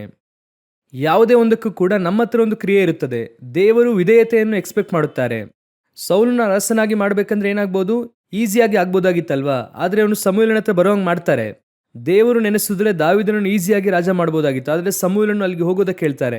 ದೇವರು ಒಂದು ಕ್ರಿಯೆ, ಒಂದು ಕಾರ್ಯವನ್ನು ಹೇಳುತ್ತಾರೆ, ಯು ಮಸ್ಟ್ ಡೂ. ನೀವು ಅದನ್ನು ನಿಶ್ಚಯ ಮಾಡಬೇಕು. ಅದೆಲ್ಲ ಆಗೋದಿಲ್ಲ, ಅದನ್ನೆಲ್ಲ ಮಾಡೋದಿಲ್ಲ. ಕೆಲವರೆಲ್ಲ ಇರುತ್ತಾರೆ, ಅವರು ಒಂದು ಡಿಸೈನಲ್ಲಿ ಕೂತಿರುತ್ತಾರೆ. ಆ ಡಿಸೈನಲ್ಲೇ ದೇವರು ಆಶೀರ್ವದಿಸಬೇಕೆಂದು ಎನ್ನಿಸ್ತಾರೆ. ಅದರಲ್ಲೂ ಕೂಡ ಈ ಕಾಲದಲ್ಲಿರುವಂತಹ ನಮ್ಮ ಯಂಗ್ಸ್ಟರ್ಸನ್ನು ನೋಡೋದಾದರೆ, ಸೇವೆಗೆ ದೇವರು ಬಾ ಅಂತ ಕರೆದ್ರೆ ಅವರು ಅದಕ್ಕೆ ಒಂದು ಪರ್ಯಾಯ, ನಾನು ಕೆಲಸಕ್ಕೆ ಹೋಗಿ ಸಂಪಾದನೆ ಮಾಡಿ ಸೇವೆಗೆ ನಾನು ಬಹಳಷ್ಟು ಕೊಡುತ್ತೇನೆ. ಸರಿನಾ? ಕೆಲಸಕ್ಕೆ ಹೋಗಿ ಸಂಪಾದನೆ ಮಾಡಿ ಸೇವೆಗೆ ಬಹಳಷ್ಟು ಕೊಡುತ್ತೇನೆ. ಹಾಗಂದ್ರೆ ಏನು ಅರ್ಥ ಅಂದರೆ, ಪರಲೋಕದ ಬ್ಯಾಂಕಲ್ಲಿ ಹಣ ಇಲ್ಲ. ಯೇಸು ಸ್ವಾಮಿಗೆ ಬಹಳಷ್ಟು ಕಷ್ಟ ಇದೆ, ಏನು ಮಾಡೋದಂತ ಗೊತ್ತಿಲ್ಲ. ತಮ್ಮ ದೇವರಿಗೇನೆ ಅಡ್ವೈಸ್ ಕೊಡ್ತಾ ಇದ್ದಾನೆ, ನೀವೇನಷ್ಟು ತಲೆ ಕೆಡಿಸ್ಕೊಳ್ಬೇಡಿ ದೇವರೇ, ನಾನು ಕೆಲಸಕ್ಕೆ ಹೋಗ್ತೇನೆ, ಹೋಗಿ ಸಂಪಾದಿಸಿ ಕೊಡುತ್ತೇನೆ, ಅದನ್ನ ಇಟ್ಕೊಂಡು ನೀವೇನು ಮಾಡಿ. ನಿನ್ನನ್ನು ಯಾಕೆ ಕರೆದ್ರು ಅಂದರೆ ತಮ್ಮ, ನಿನ್ನ ಹಣಕ್ಕಾಗಿ, ನಿನ್ನ ವಿದ್ಯಾಭ್ಯಾಸಕ್ಕಾಗಿ ಅಲ್ಲ, ನಿನ್ನನ್ನು ರೂಪಿಸಿದ್ದ ದೇವರು ಅವರಿಗಾಗಿ. ಕರುವಿಕೆ ಎಂಬುದಾಗಿ ದೇವರು ಕೊಟ್ಟರು ಅಂದರೆ ನಿಮ್ಮ ಹಣವಲ್ಲ, ನೀವೇ ದೇವರಿಗೆ ಬಹಳ ಮುಖ್ಯ. ಕೆಲವರು ಈ ರೀತಿಯಾಗಿ ಅಡ್ವೈಸನ್ನು ದೇವರಿಗೆ ಮಾಡೋದು. ಸತ್ಯವೇದ ಹೇಳುತ್ತದೆ, ದೇವರಿಗೆ ಆಲೋಚನೆ ಹೇಳುವವರು ಯಾರು? ಇವರು ದೇವರಿಗೆ ಆಲೋಚನೆ ಹೇಳುತ್ತಾರೆ. ನಾನು ಹೇಳುತ್ತಿರೋದು ಫಾರ್ ಎಕ್ಸಾಂಪಲ್, ಈ ರೀತಿ ಅನೇಕ ಇದೆ. ದೇವರು ಒಂದನ್ನು ಹೇಳುತ್ತಾರೆ, ಮಾಡೋದಿಲ್ಲ. ದೇವರೊಂದು ಸ್ಥಳಕ್ಕೆ ಹೋಗು ಅನ್ನುತ್ತಾರೆ, ಒಂದು ಕಡೆ ಕೆಲಸಕ್ಕೆ ಹೋಗು ಅನ್ನುತ್ತಾರೆ, ಹೋಗೋದಿಲ್ಲ ಅನ್ನುತ್ತಾರೆ. ಅನೇಕ ಸಮಯದಲ್ಲಿ ನೀವೊಂದನ್ನು ಬೇಡ ಅನ್ನುತ್ತೀರಾ, ಕರೆಕ್ಟಾಗಿ ನೀವು ಏನು ಬೇಡ ಅಂತ ಹೇಳಿರ್ತೀರೋ ಅದೇ ನಿಮ್ಮ ಜೀವಿತದಲ್ಲಿ ನಡೆಯುತ್ತದೆ, ನೋಡಿದ್ದೀರಾ? ಆನಂತರ ದೇವರ ಹತ್ರ ಹೋಗಿ ಹೇಳುತ್ತೀರಾ, ನಾನು ಯಾವುದನ್ನು ಬೇಡ ಅಂತ ಹೇಳಿದ್ನೋ ದೇವರು ಅದನ್ನೇ ಕರೆಕ್ಟಾಗಿ ಮಾಡಿದ್ದಾರೆ. ನೀವು ಅದನ್ನು ಆಪೋಸಿಟ್ ಆಗಿ ಅರ್ಥ ಮಾಡಿಕೊಂಡಿದ್ದೀರಾ. ನೀವು ಬೇಡ ಎಂದಿದ್ದನ್ನು ಅವ್ರು ಮಾಡಲಿಲ್ಲ, ಅವರು ಮಾಡಬೇಕಾದದನ್ನು ನೀವು ಇಷ್ಟು ದಿನ ಬೇಡ ಅಂತ ಹೇಳಿದ್ದೀರಾ. ನಿಮಗೋಸ್ಕರ ದೇವರು ಯಾವತ್ತೂ ಡಿಸೈನನ್ನು ಮಾರ್ಪಡಿಸುವುದಿಲ್ಲ. ನೀವು ತಾಯಿಯ ಗರ್ಭದಲ್ಲಿ ರೂಪಿಸಲ್ಪಡುವಾಗಲೇ ಕರ್ತನು ನಿಮ್ಮನ್ನು ಆರಿಸಿಕೊಂಡಿದ್ದಾರೆ. ಆದರೆ ನಿಮ್ಮ ಮಾಂಸವು ಅದಕ್ಕೆ ತದ್ವಿರುದ್ಧವಾಗಿ ಹೋಗುತ್ತಾ ಇರುತ್ತದೆ. ಅನೇಕ ಸಮಯದಲ್ಲಿ ದೇವರು ನಿಮಗೆ ಎಂದು ಒಂದನ್ನು ಮಾಡಿರುತ್ತಾರೆ, ಅದನ್ನು ನೀವು ಮಾಡಬೇಕು. ನೀವು ಮೊದಲು ಕೇರಿ ತಳ್ಳದಲ್ಲಿ ಹೋಗಿ ಇರ್ರಿ, ಬರಬೇಕಾಗಿರುವಂಥ ಕಾಗೆ ತಾನಾಗಿ ಬರುತ್ತದೆ. ಕಾಗೆ ಬರುತ್ತದೆ. ಕಾಗೆಯ ಸ್ವಭಾವ ಎತ್ಕೊಂಡು ಹೋಗುವಂಥದ್ದು, ನಮ್ಮಿಂದ ಕಿತ್ಕೊಂಡು ಹೋಗುವಂಥದ್ದು. ಆದರೆ ಕಿತ್ಕೊಂಡು ಹೋಗುವಂಥ ಕಾಗೆಯನ್ನು ನಮಗೆ ತಂದು ಕೊಡುವಂತೆ ಮಾಡುವುದಕ್ಕೆ ದೇವರು ಶಕ್ತರಾಗಿದ್ದಾರೆ. ಎಲ್ಲಿ ದೇವರು ಹೇಳುವಂತಹ ಸ್ಥಳದಲ್ಲಿರಬೇಕು, ದೇವರು ಹೇಳುವ ಸ್ಥಳದಲ್ಲಿ ಕೆಲಸ ಮಾಡಬೇಕು, ಕರ್ತನು ಹೇಳುವ ಸ್ಥಳದಲ್ಲಿ ಓದಬೇಕು, ಕರ್ತನು ಹೇಳುವ ಸ್ಥಳದಲ್ಲಿ ಮದುವೆ ಮಾಡಬೇಕು, ಕರ್ತನು ಹೇಳುವ ಸ್ಥಳದಲ್ಲಿ ವಾಸಿಸಬೇಕು. ಎಲ್ಲ ಇದೆ, ಅಷ್ಟೂ ಇದೆ. ಯೋಚನೆ ಮಾಡಿ ನೋಡಿ, ದೇವರು ನಮ್ಮ ಜೀವಿತದಲ್ಲಿ ಯಾವಾಗಲೂ ಕೂಡ ಒಳ್ಳೆಯದನ್ನೇ ಮಾಡುತ್ತಾರೆ. ನಿಶ್ಚಯವಾಗಿಯೂ ಕರ್ತನ ಕರದಲ್ಲಿ ಕೇಡು ಎನ್ನುವಂಥದ್ದು ಇಲ್ಲವೇ ಇಲ್ಲ.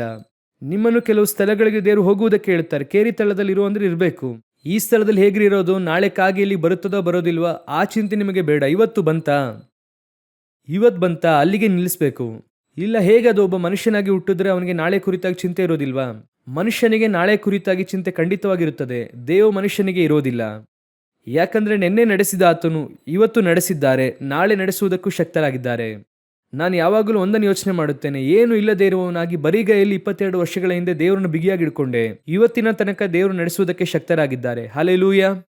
ಆದ್ರಿಂದ ಹೇಳುತ್ತೇನೆ, ಧೈರ್ಯವಾಗಿ ಕೇರಿ ತಳ್ಳಕ್ಕೆ ಹೋಗಿರಿ. ನಾನು ಓದಿದ್ದೇನೆ, ಇಷ್ಟೆಲ್ಲ ನಾನು ವಿದ್ಯಾಭ್ಯಾಸ ಮಾಡಿದ್ದೇನೆ, ಅದನ್ನು ಬಿಟ್ಟು ದೇವ್ರು ಹೋಗೋದಕ್ಕೆ ಹೇಳಿದ್ದಾರಲ್ಲ, ಎಲ್ಲಿ ಹೋಗೋದು, ಏನ್ ಮಾಡೋದು, ಆ ಚಿಂತೆ ನಿಮಗೆ ಬೇಕಾಗಿಲ್ಲ.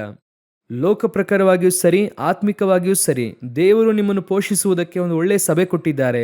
ನಾನು ಇನ್ನೂ ಕೂಡ ನಮ್ಮ ಪಾಸ್ಟರ್ ಕುರಿತಾಗಿ ಒಂದೊಂದು ಮೆಸೇಜಲ್ಲೂ ಹೇಳುತ್ತೇನೆ, ಇನ್ನೂ ದಿನಗಳು ಕಳೆದಂತೆ ಅವರ ಮೇಲೆ ನನಗೆ ಗೌರವ ಜಾಸ್ತಿ ಆಗ್ತಾ ಇದೆ. ಯಾಕಂದ್ರೆ ಇವತ್ತಿರುವಂತಹ ಅನೇಕ ಸೇವಕರನ್ನು ನೋಡುತ್ತೇವೆ, ಅನೇಕ ಸೇವೆಗಳನ್ನು ನೋಡುತ್ತೇವೆ. ಅವತ್ತು ಆ ಮನುಷ್ಯನ ಕೈಲಿ ದೇವರು ನಮ್ಮನ್ನು ಬೆಳೆಸುವಾಗ ದೇವರು ನನ್ನನ್ನು ಒಂದು ಒಳ್ಳೆಯ ಆತ್ಮಿಕ ಸಭೆಯಲ್ಲಿ ಕೊಂಡು ಹೋಗಿ ಇಟ್ರು. ಮೊದಲ 20 ವರ್ಷ ನಮ್ಮನ್ನು ಆ ರೀತಿಯಾಗಿ ಪೋಷಿಸಿದ್ರು. ಅಲ್ಲಿ ರೂಪಿಸಲ್ಪಟ್ಟಂತ ನಾವುಗಳು ಇವತ್ತು ಸೇವೆಯಲ್ಲಿ ಇದ್ದೇವೆ. ಅಲ್ಲಿ ಒಳ್ಳೆಯ ರೊಟ್ಟಿ ನಮಗೆ ಕೊಡಲಾಯಿತು. ಅದೇ ರೀತಿಯಾಗಿ ಲೋಕ ಪ್ರಕಾರವಾಗಿಯೂ ದೇವರು ನಮ್ಮನ್ನು ಆಶೀರ್ವದಿಸಿದ್ರು. ಇದೆರಡನ್ನು ದೇವರು ಕೊಡುತ್ತಾರೆ. ಎರಡನೆಯದಾಗಿ, ನೀವೀಗ ಕೇರಿ ತಳ್ಳದಲ್ಲಿ ಏನಾಗುತ್ತೀರಾ? ಸೆಟ್ಲ್ ಆಗುತ್ತೀರಾ. ಏನಾಗುತ್ತೀರಾ? ಚೆನ್ನಾಗಿರುತ್ತದೆ. ನೀರು ಅಲ್ಲಿ ಬಹಳ ಪ್ಯೂರ್ ವಾಟರ್ ಬರುತ್ತದೆ, ಒಳ್ಳೆಯ ಮಾಂಸದ ತುಂಡು, ಒಳ್ಳೆಯ ರೊಟ್ಟಿ, ಅದು ಕೂಡ ಫ್ರೆಶ್, ಫ್ರೋಝನ್ ಅಲ್ಲ. ಅದು ಬೆಳಗ್ಗೆ ಬರುತ್ತದೆ, ಸಾಯಂಕಾಲ ಬರುತ್ತದೆ. ತಗೊಂಡ್ವಾ, ತಿಂದ್ವಾ, ಮಲ್ಕೊಂಡ್ವಾ. ತಿನ್ನೋದು, ಮಲ್ಕೊಳ್ಳೋದು, ಕೂತ್ಕೊಳ್ಳೋದು, ಬೇರೆ ಕೆಲಸವೇ ಇಲ್ಲ. ಸ್ತೋತ್ರ ದೇವರೇ, ಪ್ರೈಸ್ ದಿ ಲಾರ್ಡ್. ದೇವರು ನಮ್ಮನ್ನು ಬಹಳ ಚೆನ್ನಾಗಿ ಇಟ್ಟಿದ್ದಾರೆ. ದೇವರು ಹೇಳ್ತಾರೆ, ಸಾಕು, ಎದ್ದು ಇನ್ನೊಂದು ಸ್ಥಳಕ್ಕೆ ಹೋಗು ಅನ್ನುತ್ತಾರೆ. ದೇವರೇ, ಇಲ್ಲಿ ಚೆನ್ನಾಗಿದೆಯಲ್ಲ, ಚೆನ್ನಾಗಿ ತಾನೇ ಹೋಗ್ತಾ ಇದೆ, ನೀವು ನೋಡಿ ದೇವರೇ. ಬೆಳಗ್ಗೆ ಸಾಯಂಕಾಲ ಕಾಗಿ ಕೊಡುತ್ತಾ ಇದೆ. ದೇವರು ಹೇಳುತ್ತಾರೆ, ಕಾಗೆ ಸ್ಟಾಪ್ ಮಾಡುತ್ತೇನೆ. ಕಾಗೆ ಸ್ಟಾರ್ಟ್ ಮಾಡುತ್ತೀರಾ, ಆನಂತರ ನೀರು ಬತ್ತಿ ಹೋಗುತ್ತದೆ. ಆನಂತರ ಅಲ್ಲಿ ಇರೋದಕ್ಕಾಗಲ್ಲಲ್ವಾ? ಈಗ ಮುಂದಿನ ಸ್ಥಳಕ್ಕೆ ಹೋಗೋದಕ್ಕೆ ಹೇಳುತ್ತಾರೆ. ಓದಿರಿ 1 ಅರಸರುಗಳ ಪುಸ್ತಕ 17ನೇ ಅಧ್ಯಾಯ 8-9ನೇ ವಾಕ್ಯವನ್ನು ಓದಿರಿ. 1 ಅರಸರುಗಳು 17ನೇ ಅಧ್ಯಾಯ 8-9ನೇ ವಾಕ್ಯ. ಆಗ ಯೆಹೋವನು ಅವನಿಗೆ, ನೀನು ಇಲ್ಲಿಂದ ಚೀದೋನ್ಯರ ಚಾರಪ್ತೆ ಊರಿಗೆ ಹೊರಟು ಹೋಗಿ ಅಲ್ಲಿ ವಾಸಿಸು. ನಿನ್ನನ್ನು ಸಾಕಬೇಕೆಂದು ಅಲ್ಲಿನ ಒಬ್ಬ ವಿಧವೆಗೆ ಆಜ್ಞಾಪಿಸಿದ್ದೇನೆ ಅಂದನು. ಎರಡನೆಯದಾಗಿ, ಅಲ್ಲಿ ಬರಗಾಲ ಇನ್ನು ಘೋರವಾಗುತ್ತಾ ಇದೆ. ಆ ರೀತಿಯಾಗಿ ಘೋರವಾಗಿ ಮಾರ್ಪಡುತ್ತಾ ಕರ್ತನು ನಿಮ್ಮನ್ನು ರೀಪ್ಲೇಸ್ ಮಾಡುತ್ತಿದ್ದಾರೆ, ಬೇರೆ ಕಡೆಗೆ ಕೊಂಡೊಯ್ಯುತ್ತಿದ್ದಾರೆ. ಇದು ಎರಡನೆಯ ಪಾರ್ಟ್, ದೇವರು ನಿಮ್ಮ ಲೈಫಲ್ಲಿ ಮಾಡಿದಂತೆ ಎರಡನೆಯ ಪಾರ್ಟ್. ಬರಗಾಲ ಘೋರವಾಯ್ತಂದ್ರೆ ಏನು ಮಾಡಬೇಕು? ನಮ್ಮ ಪ್ರಕಾರ ನಾವೇನು ಮಾಡುತ್ತೇವೆ, ಮುಂಚೆಗಿಂತಲೂ ಈಗ ಸ್ವಲ್ಪ ಬರಗಾಲ ಅಧಿಕವಾಯಿತು ಅಂದರೆ ನಾವು ಯಾವಾಗಲೂ ಏನು ಮಾಡುತ್ತೇವೆ ಅಂದರೆ ಇರುವುದರಲ್ಲಿಯೇ ಸ್ವಲ್ಪ ಅಡ್ಜಸ್ಟ್ ಮಾಡಿಕೊಂಡು ಹೋಗ್ಬೇಕೆಂಬುದಾಗಿ ಅಂದುಕೊಳ್ತೇವೆ. ಹೌದು ತಾನೇ? ಬೆಲೆ ಜಾಸ್ತಿ ಆಯ್ತು ಅಂದರೆ ನಾವೇನು ಮಾಡುತ್ತೇವೆ? ಬಹಳ ಬೆಲೆ ಜಾಸ್ತಿ ಆಯಿತು. ಕರೆಂಟ್ ಬಿಲ್ ಜಾಸ್ತಿ ಆಯ್ತು ಅಂದರೆ ನಾವೇನು ಮಾಡುತ್ತೇವೆ? ಲೈಟ್ ಸ್ವಲ್ಪ ಆಫ್ ಮಾಡಿ, ಫ್ಯಾನ್ ಸ್ವಲ್ಪ ಆಫ್ ಮಾಡಿ. ಕರೆಂಟ್ ಬಿಲ್ ಬಹಳ ಜಾಸ್ತಿ ಆಗ್ತಾ ಇದೆ, ನಾವು ಕಡಿಮೆ ಮಾಡುವುದಕ್ಕೆ ಯೋಚನೆ ಮಾಡುತ್ತೇವೆ. ನಾವು ಸ್ವಲ್ಪ ಎಲ್ಲವನ್ನು ಕೂಡ ಅಡ್ಜಸ್ಟ್ ಮಾಡಿಕೊಂಡು ಜೀವಿಸ್ಬೇಕಂತ ಅಂದ್ಕೊಳ್ತೇವೆ ಅಲ್ವಾ? ಇವ್ರೇನ್ ಮಾಡುತ್ತಾರೆ ಗೊತ್ತಾ? ರೊಟ್ಟಿ, ಮಾಂಸದ ತುಂಡು, ನೀರೆಲ್ಲ ಮುಗಿಯಿತು, ನೀನು ಇನ್ನೊಂದು ಮನೆಗೆ ಹೋಗು ಎಂದು ಹೇಳಿ ಆ ಮನೆಗೆ ಕಳಿಸ್ತಾರೆ. ಆ ಮನೆಗೆ ಹೋದ್ರೆ ಆ ಮನೆಯಲ್ಲಿ ಒಂದು ರೊಟ್ಟಿ ಮಾಡುವಷ್ಟು ಮಾತ್ರ ಏನಿದೆ? ಹಿಟ್ಟಿದೆ. ತಿಂದು ಸಾಯೋಣ ಎಂಬುದಾಗಿರುವಂತ ಮನೆ ಅದು. ತಿಂದು ಏನ್ ಮಾಡೋಣ? ಸಾಯೋಣ. ಆದರೆ ದೇವರು ಹೇಳುತ್ತಾರೆ, ಆ ಮನೆಗೆ ನೀನು ಹೋಗು, ಆ ಮನೆಗೆ ನೀನು ಹೋಗು. ಅವರು ಹೇಳುವಂತ ಮಾತು ನೋಡಿರಿ, ಹೊರಟು ಹೋಗಿ ನೀನು ಅಲ್ಲಿ ವಾಸಿಸು, ನಿನ್ನನ್ನು ಸಾಕಬೇಕೆಂದು ಅಲ್ಲಿನ ಒಬ್ಬ ವಿಧವೆಗೆ ಆಜ್ಞಾಪಿಸಿದ್ದೇನೆ. ಅಲ್ಲಿ ಹೋದ್ರೆ ಆ ತಾಯಿನೇ ಊಟಕ್ಕೆ ಗತಿ ಇಲ್ಲದೆ ಇದ್ದಾರೆ. ಇವ್ರೇನು ಹೇಳಿ ಕಳಿಸಿದ್ರು? ನಿನ್ನನ್ನು ಸಾಕಬೇಕೆಂದು. ಒಂದು ಉದಾಹರಣೆಗೆ ಹೇಳುತ್ತೇನೆ, ನಾರ್ಮಲ್ ಎಲಿಯಾ, ನಮ್ಮ ಹಾಗೆ ಒಬ್ಬ ಎಲಿಯಾ. ಈಗ ದೇವರು ನಿಮ್ಮ ಹತ್ರ ಕೇರಿ ತಳ್ಳದಲ್ಲಿ ಹೇಳುತ್ತಾರೆ, ಇಲ್ಲಿಂದ ಹೊರಟು ನೀನೇನು ಮಾಡು. ಒಂದು ಉದಾಹರಣೆಗಾಗಿ ನಿಮಗೆ ಹೇಳುತ್ತೇನೆ, ನೀನು ತುಮಕೂರಿಗೆ ಹೋಗು, ಅಲ್ಲಿ ನಿನ್ನನ್ನು ಸಾಕಬೇಕೆಂದು ಒಬ್ಬನಿಗೆ ಆಜ್ಞಾಪಿಸಿದ್ದೇನೆ. ಹಾಗಾದ್ರೆ ನಾವು ಹೋಗುವಾಗ ಯಾವ ಮೈಂಡ್ ಸೆಟ್ಟಲ್ಲಿ ಹೋಗ್ತೇವೆ? ಇಲ್ಲಿ ಬರಗಾಲ, ದೇವರು ಅಲ್ಲಿ ಕಳಿಸ್ತಾ ಇದ್ದಾರೆ, ಅದು ಹೇಗಿರುತ್ತೆ? ಇದಕ್ಕಿಂತ ಸ್ವಲ್ಪ ಬೆಟರ್ ಆಗಿರುತ್ತದೆ. ಆದ್ರಿಂದ ದೇವರು ಏನು ಮಾಡ್ತಿದ್ದಾರೆ? ಇಲ್ಲಿಂದ ಅಲ್ಲಿ ಕಳಿಸ್ತಾ ಇದ್ದಾರೆ. ಅಲ್ಲಿಗೆ ಹೋದ್ರೆ ನಮ್ಮನ್ನು ಸಾಕುತ್ತಾರೆ ಎಂಬುದಾಗಿ ಆ ತಾಯಿ ಹತ್ರ ಹೋದ್ರೆ ಆ ತಾಯಿ ಹೇಳುತ್ತಿದ್ದಾಳೆ, ನಾನು ಸಾಯುತ್ತೇನೆ, ಉಳಿದದ್ದು ಇಷ್ಟೇ ನನ್ನ ಹತ್ರ ಇದೆ, ನಾಳೆ ನಾನು ನನ್ನ ಮಗ ಸಾಯುತ್ತೇನೆ ಅಂತ ಹೇಳಿದ್ರೆ ಅದನ್ನು ಕೇಳಿ ಎಲಿಯನಿಗೆ ಹೇಗಿರುತ್ತೆ ಯೋಚನೆ ಮಾಡಿ. ರಾಂಗ್ ಪ್ಲೇಸ್ಗೆ ಬಂದ. ಆಕ್ಚುಲ್ ಆಗಿ ಊರು ಚಾರಪ್ತೆ ತಾನೆ? ಹೌದು. ಆ ಮನೆಯವರು ನೀವೇ ತಾನೆ? ಹೌದು. ನಿಮಗೆ ಗಂಡ ಇಲ್ಲ ಅಲ್ವಾ? ಹೌದು. ಕರೆಕ್ಟ್ ಮನೆಗೆ ಬಂದಿದ್ದೇನೆ. ಈ ಮನೆಯವರೇ ಊಟಕ್ಕೆ ಗತಿ ಇಲ್ಲದೆ ಇದ್ದಾರಲ್ಲ, ನಾವೇನು ಮಾಡೋದು? ಕೆಲವು ಸಮಯದಲ್ಲಿ ನಿಮ್ಮ ಆತ್ಮಿಕ ಜೀವಿತದ ಮುಂದಿನ ಹಂತ, ನಿಮ್ಮನ್ನು ಕರ್ಕೊಂಡು ಹೋಗುವಾಗ ನೀವು ಇರುವಂತಹ ಸ್ಥಳ ಅರಮನೆಯಾಗಿರೋದಿಲ್ಲ, ಅದು ಅರಣ್ಯವಾಗಿರುತ್ತದೆ, ಕಠಿಣವಾದಂತಹ ಹಾದಿಯಾಗಿರುತ್ತದೆ. ಈಗ ಅವರಿಂದ ನಿಮಗೆ ಆಶೀರ್ವಾದವಾಗಿ ಅಲ್ಲ, ನಿಮ್ಮಿಂದ ಅವರು ಆಶೀರ್ವಾದವಾಗಿರುವಂತೆ ದೇವರು ಆಶೀರ್ವದಿಸುತ್ತಾರೆ, ಅವರಿಗೆ ಆಶೀರ್ವಾದವಾಗಿ ಮಾಡುತ್ತಾರೆ. ಎಲಿಯನು ಮನೆಗೆ ಕಾಲಿಟ್ಟ ಅಂದರೆ ಹಿಟ್ಟಿಗಾಗಲಿ ಎಣ್ಣೆಗಾಗಲಿ ಕೊರತೆ ಇಲ್ಲದ ಹಾಗೆ ಹೋಗುತ್ತದೆ. ಇದುವೇ ನಿಮ್ಮ ಆತ್ಮಿಕ ಜೀವಿತದ ಸೆಕೆಂಡ್ ಪಾರ್ಟ್. ನಾವೇನಂದುಕೊಳ್ಳುತ್ತೇವೆ, ಹಣ ಇದೆಯಾ, ನೆಕ್ಸ್ಟ್ ಕೋಟ್ಯಾಧಿಪತಿ ಆಗ್ಬೇಕಂದ್ಕೊಳ್ತೇವೆ. ಈಗ ಆಶೀರ್ವದಿಸಿದ್ದಾರೆ, ಇದಕ್ಕಿಂತ ನೆಕ್ಸ್ಟ್ ದೊಡ್ಡದಾಗಿರಬೇಕು, ಇನ್ನೂ ಎಕ್ಸ್ಪೆಂಡ್ ಆಗಬೇಕು. ಅದೇ ತಾನೇ ಬೆಳವಣಿಗೆ ಅಂದರೆ. ಆತ್ಮಿಕ ಬೆಳವಣಿಗೆ ಎನ್ನುವಂಥದ್ದು ಅದಲ್ಲ. ನೀವಿರುವಂಥ ಸ್ಥಳವನ್ನು ಬೇಸ್ ಮಾಡಿ ಬೆಳವಣಿಗೆ ಅಲ್ಲ, ನಿಮ್ಮನ್ನು ಬೇಸ್ ಮಾಡಿಯೇ ಆತ್ಮಿಕ ಬೆಳವಣಿಗೆ ಇದೆ. ಈಗ ನಿಮಗೆ ಗೊತ್ತಿದೆ ಅಂದುಕೊಳ್ಳುತ್ತೇನೆ, ಅಕ್ವಿಲ ಪ್ರಿಸ್ಕಿಲ ಕುರಿತಾಗಿ ವಾಕ್ಯ ಹೇಳುತ್ತದೆ. ಅಕ್ವಿಲ ಪ್ರಿಸ್ಕಿಲ ನೋಡುವುದಾದರೆ ಕ್ಲೌದಿಯ ಚಕ್ರವರ್ತಿ ಯಹೂದ್ಯರೆಲ್ಲ ಆಚೆ ಹೋಗಿ ಇಟಾಲಿಯನ್ನು ಬಿಟ್ಟು ಎಂಬುದಾಗಿ ಹೇಳಿದ ಕೂಡಲೇ ಅವರು ಹೊರಟು ಏನು ಮಾಡುತ್ತಾರೆ, ಊರು ಬಿಟ್ಟು ಹೋಗುತ್ತಾರೆ. ಅವರು ಹೊರಟು ಹೋಗಿ ಕೊರಿಂತದಲ್ಲಿ ಇದ್ದಾರೆ. ಅಲ್ಲಿ ಯಾರು ಹೋಗೋದು? ಪೌಲನು ಹೋಗುತ್ತಾರೆ. ಪೌಲನು ಆ ಮನೆಗೆ ಹೋಗಿ ಯಹೂದ್ಯನೆಂದು ಹೇಳಿ 1.5 ವರ್ಷಗಳ ಕಾಲ ಅಲ್ಲಿ ಇರುತ್ತಾರೆ. ಸಾಮಾನ್ಯವಾಗಿ ಒಬ್ಬ ಸೇವಕ ಮನೆಗೆ ಬಂದರೆ ಏನು ಮಾಡುತ್ತೇವೆ? ಚೆನ್ನಾಗಿ ಪೋಷಿಸಬೇಕು, ಹೌದು ತಾನೆ? ಅದೇ ತಾನೇ ನಮ್ಮ ಆಲೋಚನೆ. ನಮ್ಮ ಮನೆಗೆ ಬನ್ನಿ, ಚೆನ್ನಾಗಿ ಊಟ ಮಾಡಿ ಎಂಬುದಾಗಿ ಆ ರೀತಿ ತಾನೇ ಹೇಳುತ್ತೇವೆ. 1-2 ದಿನ ಇರ್ರಿ, 3 ದಿನ ಇರ್ರಿ ಅಂತ ತಾನೇ ಹೇಳುತ್ತೇವೆ. ಪೌಲನು ಬಂದರೆ ಹೇಗೆ ಪೋಷಿಸ್ತೀರಿ? ಈಗ ಪೌಲನು ಬರುತ್ತಾನೆ ಅಂದರೆ ಹೇಗೆ ಪೋಷಿಸ್ತೀರಾ? ಆದರೆ ಪೌಲನು ಹೋಗುತ್ತಾರೆ, ಅವ್ರ ಮನೆಯಲ್ಲೇ ಊಟಕ್ಕಿಲ್ಲ. ಪೌಲನು ನೋಡುತ್ತಾರೆ, ಅನೇಕ ದಿವಸಗಳಲ್ಲಿ ತಂಗಬೇಕಾದುದರಿಂದ ಅವರೊಂದಿಗೆ ಸೇರಿ ಅವರು ಏನು ಮಾಡುತ್ತಾರೆ? ಟೆಂಟ್ ಮಾಡುವ ಕೆಲಸ ಮಾಡ್ತಾ ಇರ್ತಾರೆ. ಈಗ ಪೌಲನ್ ಕೇಳಬಹುದು ದೇವ್ರ ಹತ್ರ, ಯಾಕೆ ನನ್ನನ್ನು ಇವ್ರ ಮನೆಯಲ್ಲಿ ಇಟ್ಟಿದ್ದೀರಾ? ನಾನು ಸೇವೆಗೆ ಬಂದೆ, ನನ್ನನ್ನು ಪೋಷಿಸುವಷ್ಟರ ಮಟ್ಟಿಗೆ ಇವ್ರಿಗೇನಿಲ್ಲ, ಬಲ ಇಲ್ಲ, ಇವರೇ ಕಷ್ಟಪಡುತ್ತಾ ಇದ್ದಾರೆ. ಸರಿ, ನಾನು ಕೂಡ ಇವರೊಂದಿಗೆ ಸೇರಿ ಕೆಲಸ ಮಾಡುತ್ತಾ ಇದ್ದೇನೆ, ಅದೆಲ್ಲ ಒಂದ್ ಕಡೆ ಇರಲಿ. ನನ್ನನ್ನು ಯಾಕೆ ಇಲ್ಲಿ ಇಟ್ಟಿದ್ದೀರಾ? ಅದು 1.5 ವರ್ಷ ಇಟ್ಟಿದ್ದಾರೆ. ಎಷ್ಟು ವರ್ಷ?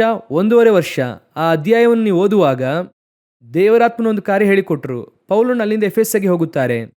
ಹೋಗುವಾಗ ವಾಕ್ಯ ಹೇಳುತ್ತದೆ, ಅಕ್ವಿಲ ಪ್ರಿಸ್ಕಿಲ ಇಬ್ಬರು ಕೂಡ ಅವನೊಂದಿಗೆ ಹೋದರು. ಅಲ್ಲಿ ಹೋದ ನಂತರ ಕೂಡಲೇ ವಾಕ್ಯ ಹೇಳುತ್ತದೆ, ಪೌಲನು ಅವರನ್ನು ಬಿಟ್ಟು ಹೋದನು.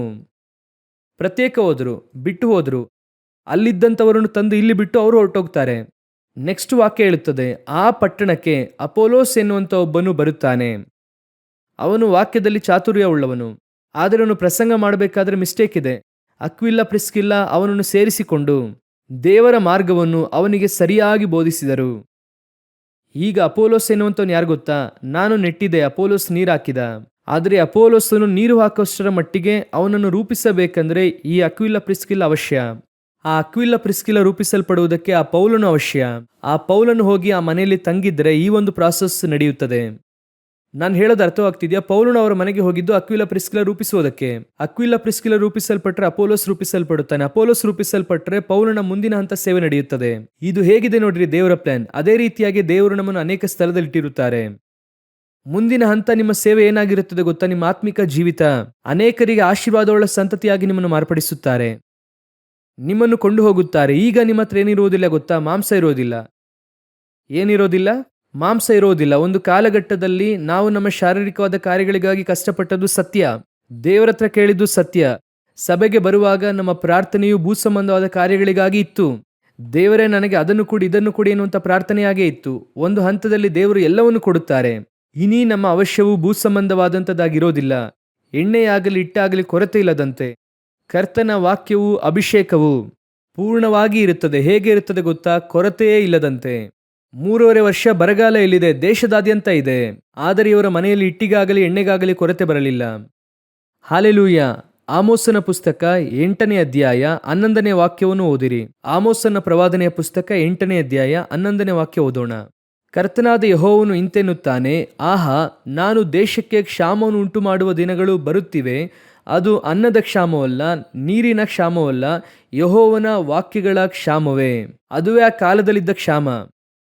ಕರ್ತನ ವಾಕ್ಯ ಇಲ್ಲ ಇಸ್ರಾಯೇಲಲ್ಲಿ. ಎಲಿಯನು ಹೇಳುತ್ತಾನೆ, ನಾನೊಬ್ಬನು ಮಾತ್ರ ಉಳಿದಿದ್ದೇನೆ. ಎಲ್ಲರೂ ಹೊರಟು ಹೋದ್ರು, ಎಲ್ಲ ಮುಗಿಯಿತು. ದೇವರು ಹೇಳುತ್ತಾರೆ, ನೇರವಾಗಿ ಆ ಚಾರಪ್ತೆ ಮನೆಗೆ ಹೋಗು. ಯಾಕೆ ದೇವರೇ? ಅಲ್ಲಿ ನೀನು ಹೋಗು.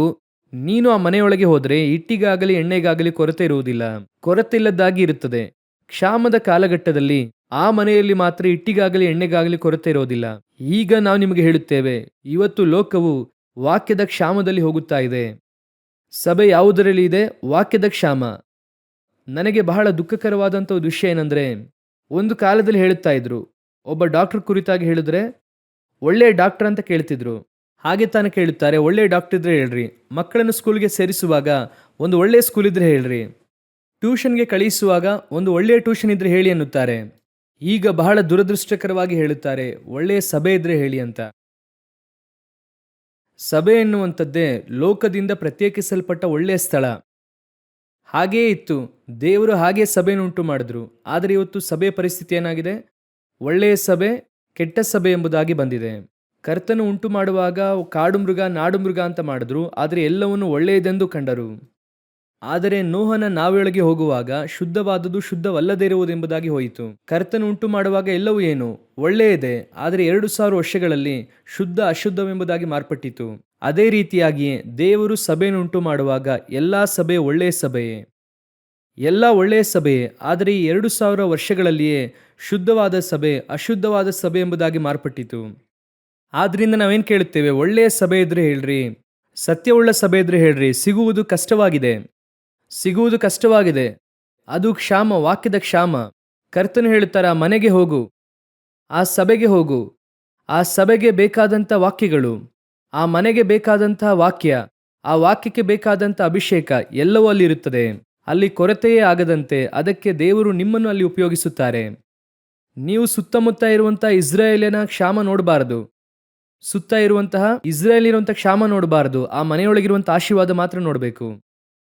ಒಂದು ವೇಳೆ ಎಲ್ಲವೂ ಕೂಡ ಕ್ಷಾಮವಾಗಿ ಮಾರ್ಪಟ್ಟರು, ಒಬ್ಬ ಚಾರಪ್ತು ವಿಧವೆಯ ಮನೆ ಇರುತ್ತದೆ. ಅಲ್ಲಿ ಹಿಟ್ಟಿಗಾಗಲಿ ಎಣ್ಣೆಗಾಗಲಿ ಕೊರತೆ ಇಲ್ಲದ ಹಾಗೆ ಇರುತ್ತದೆ. ಎಲ್ಲಿರುವವರಿಗೂ ಕೂಡ ಒಂದು ಅನಿಸುತ್ತದೆ, ಆ ಮನೆಗೆ ಹೋದರೆ ಆಹಾರ ಸಿಗುತ್ತದೆ ಅಂತ.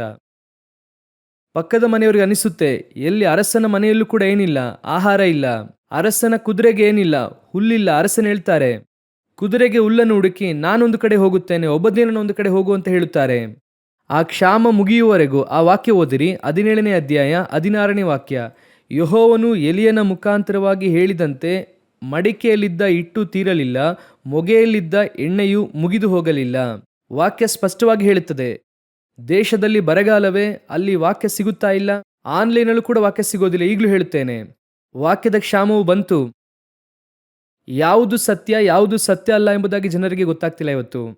ಯಾವುದು ಸತ್ಯವೇದದ ವಾಕ್ಯ, ಯಾವುದು ವಾಕ್ಯಕ್ಕೆ ವಿರುದ್ಧವಾಗಿದೆ ಎಂಬುದಾಗಿ ಕೂಡ ಗೊತ್ತಾಗ್ತಿಲ್ಲ ಇವತ್ತು. ಯಾಕಂದ್ರೆ ಅಷ್ಟರ ಮಟ್ಟಿಗೆ ನವೀನವಾಗಿ ಇವತ್ತು ಸೈತಾನ ಮಾತನಾಡುತ್ತಾ ಇದ್ದಾನೆ. ಹಾಗೆಯೇ ಅವನ ಆ ಒಂದು ಉಪದೇಶವನ್ನು ನಮ್ಮ ಬೈಬಲ್ನಲ್ಲಿರುವಂಥ ವಾಕ್ಯದೊಂದಿಗೆ ಸೇರಿಸಿ ನಮಗೆ ಕೊಡುತ್ತಾನೆ. ಅದರ ಒಳಗೆ ಇರುವಂಥ ಮರಣ ಇವತ್ತು ಜನರಿಗೆ ಗೊತ್ತಾಗ್ತಿಲ್ಲ. ಸಭೆ ಅದನ್ನು ಬಯಸ್ತಾ ಇದೆ. ಅಂತಹ ಸೇವಕರು ಇವತ್ತು ಎದ್ದಿದ್ದಾರೆ. ಅವರು ಉದ್ದಟತನವಾಗಿ ಮಾತಾಡುತ್ತಾರೆ, ತುಚ್ಛವಾಗಿ ಪಾಪದ ಕುರಿತು ಮಾತಾಡುತ್ತಾರೆ. ಇಂತಹ ಪರಿಸ್ಥಿತಿಗಳಲ್ಲಿ ಕೆಲವು ಮನೆಗಳಲ್ಲಿ ಮಾತ್ರ ಹಿಟ್ಟಿಗಾಗಲಿ ಎಣ್ಣೆಗಾಗಲಿ ಕೊರತೆ ಇಲ್ಲದೆ ಇರುತ್ತದೆ. ಕೆಲವು ಸಭೆಗಳಲ್ಲಿ ಇರುತ್ತದೆ, ಕೆಲವು ಸೇವೆಗಳಲ್ಲಿ ಇರುತ್ತದೆ. ಆ ಮನೆಗೆ ಹೋಗಿ ಕ್ಷಾಮ ಮುಗಿಯುವ ತನಕ ಮನೆಗೆ ಹೋಗಿ ವಾಕ್ಯವನ್ನು ತಿನ್ನುವಂಥದ್ದು ನಿಮ್ಮ ಕೆಲಸ. ಕರ್ತನು ನಿಮ್ಮನ್ನು ನಡೆಸುತ್ತಾರೆ. ದಯವಿಟ್ಟು ಒಳ್ಳೆಯ ಸತ್ಯ ಈಗ ಸಿಗುವಂಥ ಕಾಲ, ಚೆನ್ನಾಗಿ ಆಲಿಸಿರಿ. ಎಷ್ಟು ಸಾಧ್ಯವೋ ಅಷ್ಟರ ಮಟ್ಟಿಗೆ ಸತ್ಯವೇದ ವಾಕ್ಯವನ್ನು ಓದಿರಿ. ಎಷ್ಟು ಸಮಯ ದೇವರ ಸಮ್ಮುಖದಲ್ಲಿ ಕೂರುವುದಕ್ಕೆ ಸಾಧ್ಯನೋ, ಒಂದು ವಾಕ್ಯ ಓದೋದಕ್ಕೆ 10 ನಿಮಿಷ ಜಾಸ್ತಿ ಆಯ್ತು ಅಂದ್ರೆ ಟೈಮ್ ನೋಡಬೇಡ್ರಿ. ಹೇಗೆ ದೇವರು ನಿಮ್ಮನ್ನು ಕೊಂಡು ಹೋಗುವುದಕ್ಕೆ ಸಾಧ್ಯ? ವಾಕ್ಯದಿಂದ ಮಾತ್ರವೇ ಸಾಧ್ಯ, ಬೇರೆ ಯಾವುದರಿಂದಲೂ ಸಾಧ್ಯವಿಲ್ಲ. ಕ್ರಿಯೆಯಿಂದ ಅಲ್ಲ, ಕೃಪೆಯಿಂದ. ಗಮನಿಸಿರಿ, ಹಿಟ್ಟಿಗಾಗಲಿ ಎಣ್ಣೆಗಾಗಲಿ ಕೊರತೆ ಇಲ್ಲದೆ ಇರುವಂಥ ಮನೆಯೇ ದೇವರಿಂದ ಆಶೀರ್ವದಿಸಲ್ಪಟ್ಟಂತಹ ಮನೆ. ಅಲ್ಲಿ ಬರವೇ ಇರುವುದಿಲ್ಲ. ನಮ್ಮ ಚರ್ಚಲ್ಲಿ 7 ದಿನಗಳು ತೆರೆಯುತ್ತಿತ್ತು, ಗೊತ್ತಾ ನಿಮಗೆ? ಇವತ್ತು ಆ ರೀತಿಯಾಗಿ ತೆರೆಯುತ್ತಿಲ್ಲ. ನನಗೆ ಬಹಳ ಆತಂಕವಾಗಿದೆ. ನಮ್ಮ ಚರ್ಚ್ 7 ದಿನ ತೆರೆಯುತ್ತಿದ್ರು. ಬೆಳಗ್ಗೆ 5:30 6:30ವರೆಗೂ ಮುಂಜಾನೆಯ ಪ್ರಾರ್ಥನೆ ಇರ್ತದೆ. ಸಂಜೆ 7ರಿಂದ 8 ಗಂಟೆ ಪ್ರಾರ್ಥನೆ. ಮಂಗಳವಾರ ವಿಶೇಷ ಪ್ರಾರ್ಥನೆ, ಬುಧವಾರ ಬೈಬಲ್ ಸ್ಟಡಿ, ಗುರುವಾರ ಪ್ರಾರ್ಥನೆ, ಶುಕ್ರವಾರ ಉಪವಾಸ ಪ್ರಾರ್ಥನೆ, ಶನಿವಾರ ಸಿದ್ಧತೆಯ ಪ್ರಾರ್ಥನೆ. ಈ ರೀತಿ 7 ದಿನಗಳು ಇರ್ತಿತ್ತು. ಇದರ ನಡುವೆ ಓಪನ್ ಏರ್ ಮಿನಿಸ್ಟ್ರಿಗೆ ಹೋಗ್ತಾ ಇದ್ವಿ ನಾವು. 7 ದಿನಗಳು ಸಭೆ ಓಪನ್ ಆಗಿರ್ತಿತ್ತು. ಕಾಲೇಜ್ಗೆ ಹೋಗ್ಬೇಕಾದ್ರೆ ಹೇಳ್ತಿದ್ದೇನೆ, ಕೂಡಲೇ ಅಂದ್ಕೊಳ್ಬೇಡ್ರಿ ಇವರೇನೋ ಕೆಲಸ ಇಲ್ಲ ಬಿಟ್ಟಿಗಿದ್ದಾರೆ ಆದ್ರಿಂದ ಹೋಗ್ತಿದ್ದಾರೆ ಅಂತ. ಕಾಲೇಜ್ ಮುಗಿಸಿದ ಕೂಡಲೇ ಬರ್ತಿದ್ರು. ಸಹೋದರಿಗಳೆಲ್ಲ ಸಾಯಂಕಾಲ ಕೆಲಸ ಮುಗಿಸಿ ಹ್ಯಾಂಡ್ ಬ್ಯಾಗ್ ಒಂದಿಗೆ ಚರ್ಚಿಗೆ ಬರ್ತಿದ್ರು. ಅವತ್ತು ಇದ್ದಂತ ಆಸೆ, ಆ ಸಭೆಯಿಂದ ಹೆಚ್ಚು ಕಡಿಮೆ ಅಂದ್ರೂ 50ರಿಂದ 100 ಸೇವಕರು ರೂಪಿಸಲ್ಪಟ್ಟಿದ್ದಾರೆ. ನೀವು ವಾಕ್ಯಕ್ಕೆ ದಾಹ ಉಳ್ಳವರಾಗಿ ಇರಬೇಕು. ನೀವು ವಾಕ್ಯ ಇರುವಂತ ಕಡೆಗೇನೆ ಹೋಗ್ಬೇಕು. ವಾಕ್ಯ ಚೆನ್ನಾಗಿ ಸಿಗ್ತಾ ಇದೆಯಾ? ಎಷ್ಟು ಸಿಗುತ್ತದೋ ಅಷ್ಟನ್ನು ಸ್ವೀಕರಿಸಿರಿ. ಗಮನಿಸಿರಿ, ಒಂದು ಬರಗಾಲವು ಬರುತ್ತಾ ಇದೆ. ಇನ್ನೂ ಘೋರವಾದ ಬರಗಾಲವು ಬರುತ್ತದೆ. ಆನ್ಲೈನಲ್ಲೂ ಸಂದೇಶ ಕೇಳದೇ ಇರುವಂತ ಕಾಲಘಟ್ಟ ಬರುತ್ತದೆ. ಬಹಳ ಮೋಸಕರವಾದ ಕಾಲ. ನೀವು ಹೊರಗೆ ಆಚೆ ಬರೋಕೆ ಆಗಲ್ಲ. ಹಗಲು ಹೊತ್ತಲ್ಲಿ ನೀವು ಆಚೆ ಬರುವುದಕ್ಕಾಗಲ್ಲ. ನಿಮ್ಮ ನೆಟ್ಟು ಕೆಲಸ ಮಾಡೋದಿಲ್ಲ. ಅದು ನಡೆಯುತ್ತದ ಅಂದ್ರೆ ಅದಕ್ಕಾಗಿರೋ ಕೆಲಸ ಎಲ್ಲ ಮುಗಿದಿದೆ. ನಮ್ಮ ಕಾಲದಲ್ಲೇ ನಡೆಯುತ್ತದೆ. ಈಗ ಆನ್ಲೈನ್ ಎಂಬುದಾಗಿ ಸಂಪೂರ್ಣವಾಗಿ ಡಿಪೆಂಡೆನ್ಸ್ ಯಾವುದರ ಮೇಲೆ ಇದೆ? ಆನ್ಲೈನಲ್ಲಿ ಇದೆ. ಆನ್ಲೈನೇ ಸ್ವಲ್ಪ ದಿನಗಳಾದ್ಮೇಲೆ ಇರೋದಿಲ್ಲ. May be 72 hours, may be 48 hours, ಅಥವಾ 1 ವಾರ 10 ದಿನ. ಆ ದಿನ ಏನಾಗುತ್ತದೆ ಅಂತ ನೋಡಿ. ಲೋಕವೇ ಸ್ತಂಭಿಸಲ್ಪಡುತ್ತದೆ. ದೇವರು ಹೇಳುವಂತ ಕಾಲ ಬರುತ್ತದೆ. ದಯವಿಟ್ಟು ಈಗಲೂ ಹೇಳುತ್ತೇನೆ, ನಿಮಗಿರುವಂಥ ಸಮಯವನ್ನು ಪ್ರಯೋಜನ ಪಡಿಸಿಕೊಳ್ಳಿರಿ. ಯೇಸು ಹೇಳುತ್ತಾರೆ, ಈಗ ನೀವು ಪ್ರಯೋಜನ ಪಡಿಸಿಕೊಳ್ಳದೇ ಇದ್ದರೆ ಒಬ್ಬರು ಕ್ರಿಯೆ ಮಾಡದೇ ಇರುವಂತಹ ರಾತ್ರಿ ಕಾಲ ಬರುತ್ತದೆ. ಆಗ ಏನು ಮಾಡುತ್ತೀರಾ? ಎಲ್ಲ ಗೊತ್ತು, ಆದರೆ ಕೇಳುತ್ತಿಲ್ಲ. ದಯವಿಟ್ಟು ನಿಮ್ಮ ಮಕ್ಕಳಿಗೂ ಕೂಡ ಹೇಳಿಕೊಡ್ರಿ. ಡೈಲಿ ಕುಟುಂಬವಾಗಿ ಕೂತು ಒಂದು ಅರ್ಧ ಗಂಟೆ ಆದ್ರೆ ಏನು ಮಾಡಿ, ಪ್ರಾರ್ಥನೆ ಮಾಡಿ, ವಾಕ್ಯ ಓದ್ರಿ, ಫ್ಯಾಮಿಲಿ ಪ್ರೇಯರ್ ಆರಂಭಿಸಿರಿ, ಕುಟುಂಬವಾಗಿ ಕೂತ್ಕೊಳ್ರಿ. ನಾವು ಬಹಳ ಬ್ಯುಸಿ, ಸಂಪಾದನೆ ಮಾಡುತ್ತೇವೆ, ಮಕ್ಕಳಿಗೆ ಮಾಡುತ್ತೇವೆ, ಮೊಮ್ಮಕ್ಕಳಿಗೆ ಸಂಪಾದನೆ ಮಾಡುತ್ತೇವೆ. ನಾಳೆ ನಿಮ್ಮ ಮಕ್ಕಳು ಮೊಮ್ಮಕ್ಕಳು ಯಾವುದನ್ನು ಅನುಭವಿಸದೇ ಇರುವಂಥ ಪರಿಸ್ಥಿತಿ ಬರುತ್ತದೆ. ಅವತ್ತು ನಿಮ್ಮ ಮಕ್ಕಳನ್ನು ಕಾಪಾಡುವಂಥದ್ದು ಇವತ್ತು ಇರುವಂತಹ ಹಿಟ್ಟು ಎಣ್ಣೆ ಮಾತ್ರ. ಹಲ್ಲೆಲೂಯಾ. ಸರಿ, ಇದಾದ ನಂತರ ಎಲಿಯ ಟ್ರಾವೆಲ್ ಮಾಡಿ ಎಲ್ಲಿ ಹೋದ್ರು ಎಂಬುದಾಗಿ ಓದ್ರಿ. 1 ಅರಸರುಗಳ ಪುಸ್ತಕ 19ನೇ ಅಧ್ಯಾಯ 4-5 ವಾಕ್ಯ ಓದಿರಿ. ತರುವಾಯ ತಾನೊಬ್ಬನಾಗಿ ಅರಣ್ಯದೊಳಗೆ 1 ದಿವಸದ ಪ್ರಯಾಣದಷ್ಟು ದೂರ ಹೋಗಿ ಒಂದು ಜಾಯಿಗಿಡದ ಕೆಳಗೆ ಕೂತುಕೊಂಡು ಮರಣವನ್ನು ಅಪೇಕ್ಷಿಸಿದನು. ಅವನು, ಯೆಹೋವನೇ, ನನಗೆ ಸಾಕಾಯಿತು, ನನ್ನ ಪ್ರಾಣವನ್ನು ತೆಗೆದು ಬಿಡು, ನಾನು ನನ್ನ ಪಿತೃಗಳಿಗಿಂತ ಉತ್ತಮನಲ್ಲ ಎಂದು ದೇವರನ್ನು ಪ್ರಾರ್ಥಿಸಿ ಅದೇ ಗಿಡದ ಕೆಳಗೆ ಮಲಗಿಕೊಂಡು ನಿದ್ರೆ ಮಾಡಿದನು. ಇದು 3ನೆಯ ಸ್ಥಳ. ಅಲ್ಲಿಂದ ಹೊರಟಿದ್ದಾಯಿತು. ದೇವರೇ ಹೇಳುತ್ತಾರೆ ಇಲ್ಲಿಂದ ಹೊರಟು ಹೋಗು ಎಂದು. ದೇವರು ಹೇಳುವಂತ ಮಾತು ನೋಡಿರಿ. 1 ಅರಸರುಗಳ ಪುಸ್ತಕ 18ನೇ ಅಧ್ಯಾಯ 1ನೇ ವಾಕ್ಯ. ಅನೇಕ ದಿವಸಗಳಾದ ನಂತರ ಎಲಿಯನಿಗೆ ಯೆಹೋವನ ವಾಕ್ಯ ಉಂಟಾಯಿತು. ಬರಗಾಲದ 3ನೆಯ ವರ್ಷದಲ್ಲಿ ಆತನು ಅವನಿಗೆ, ನೀನು ಹೋಗಿ ಆಹಾಬನನ್ನು ಕಾಣು, ನಾನು ದೇಶಕ್ಕೆ ಮಳೆ ಕೊಡುತ್ತೇನೆ ಅಂದನು.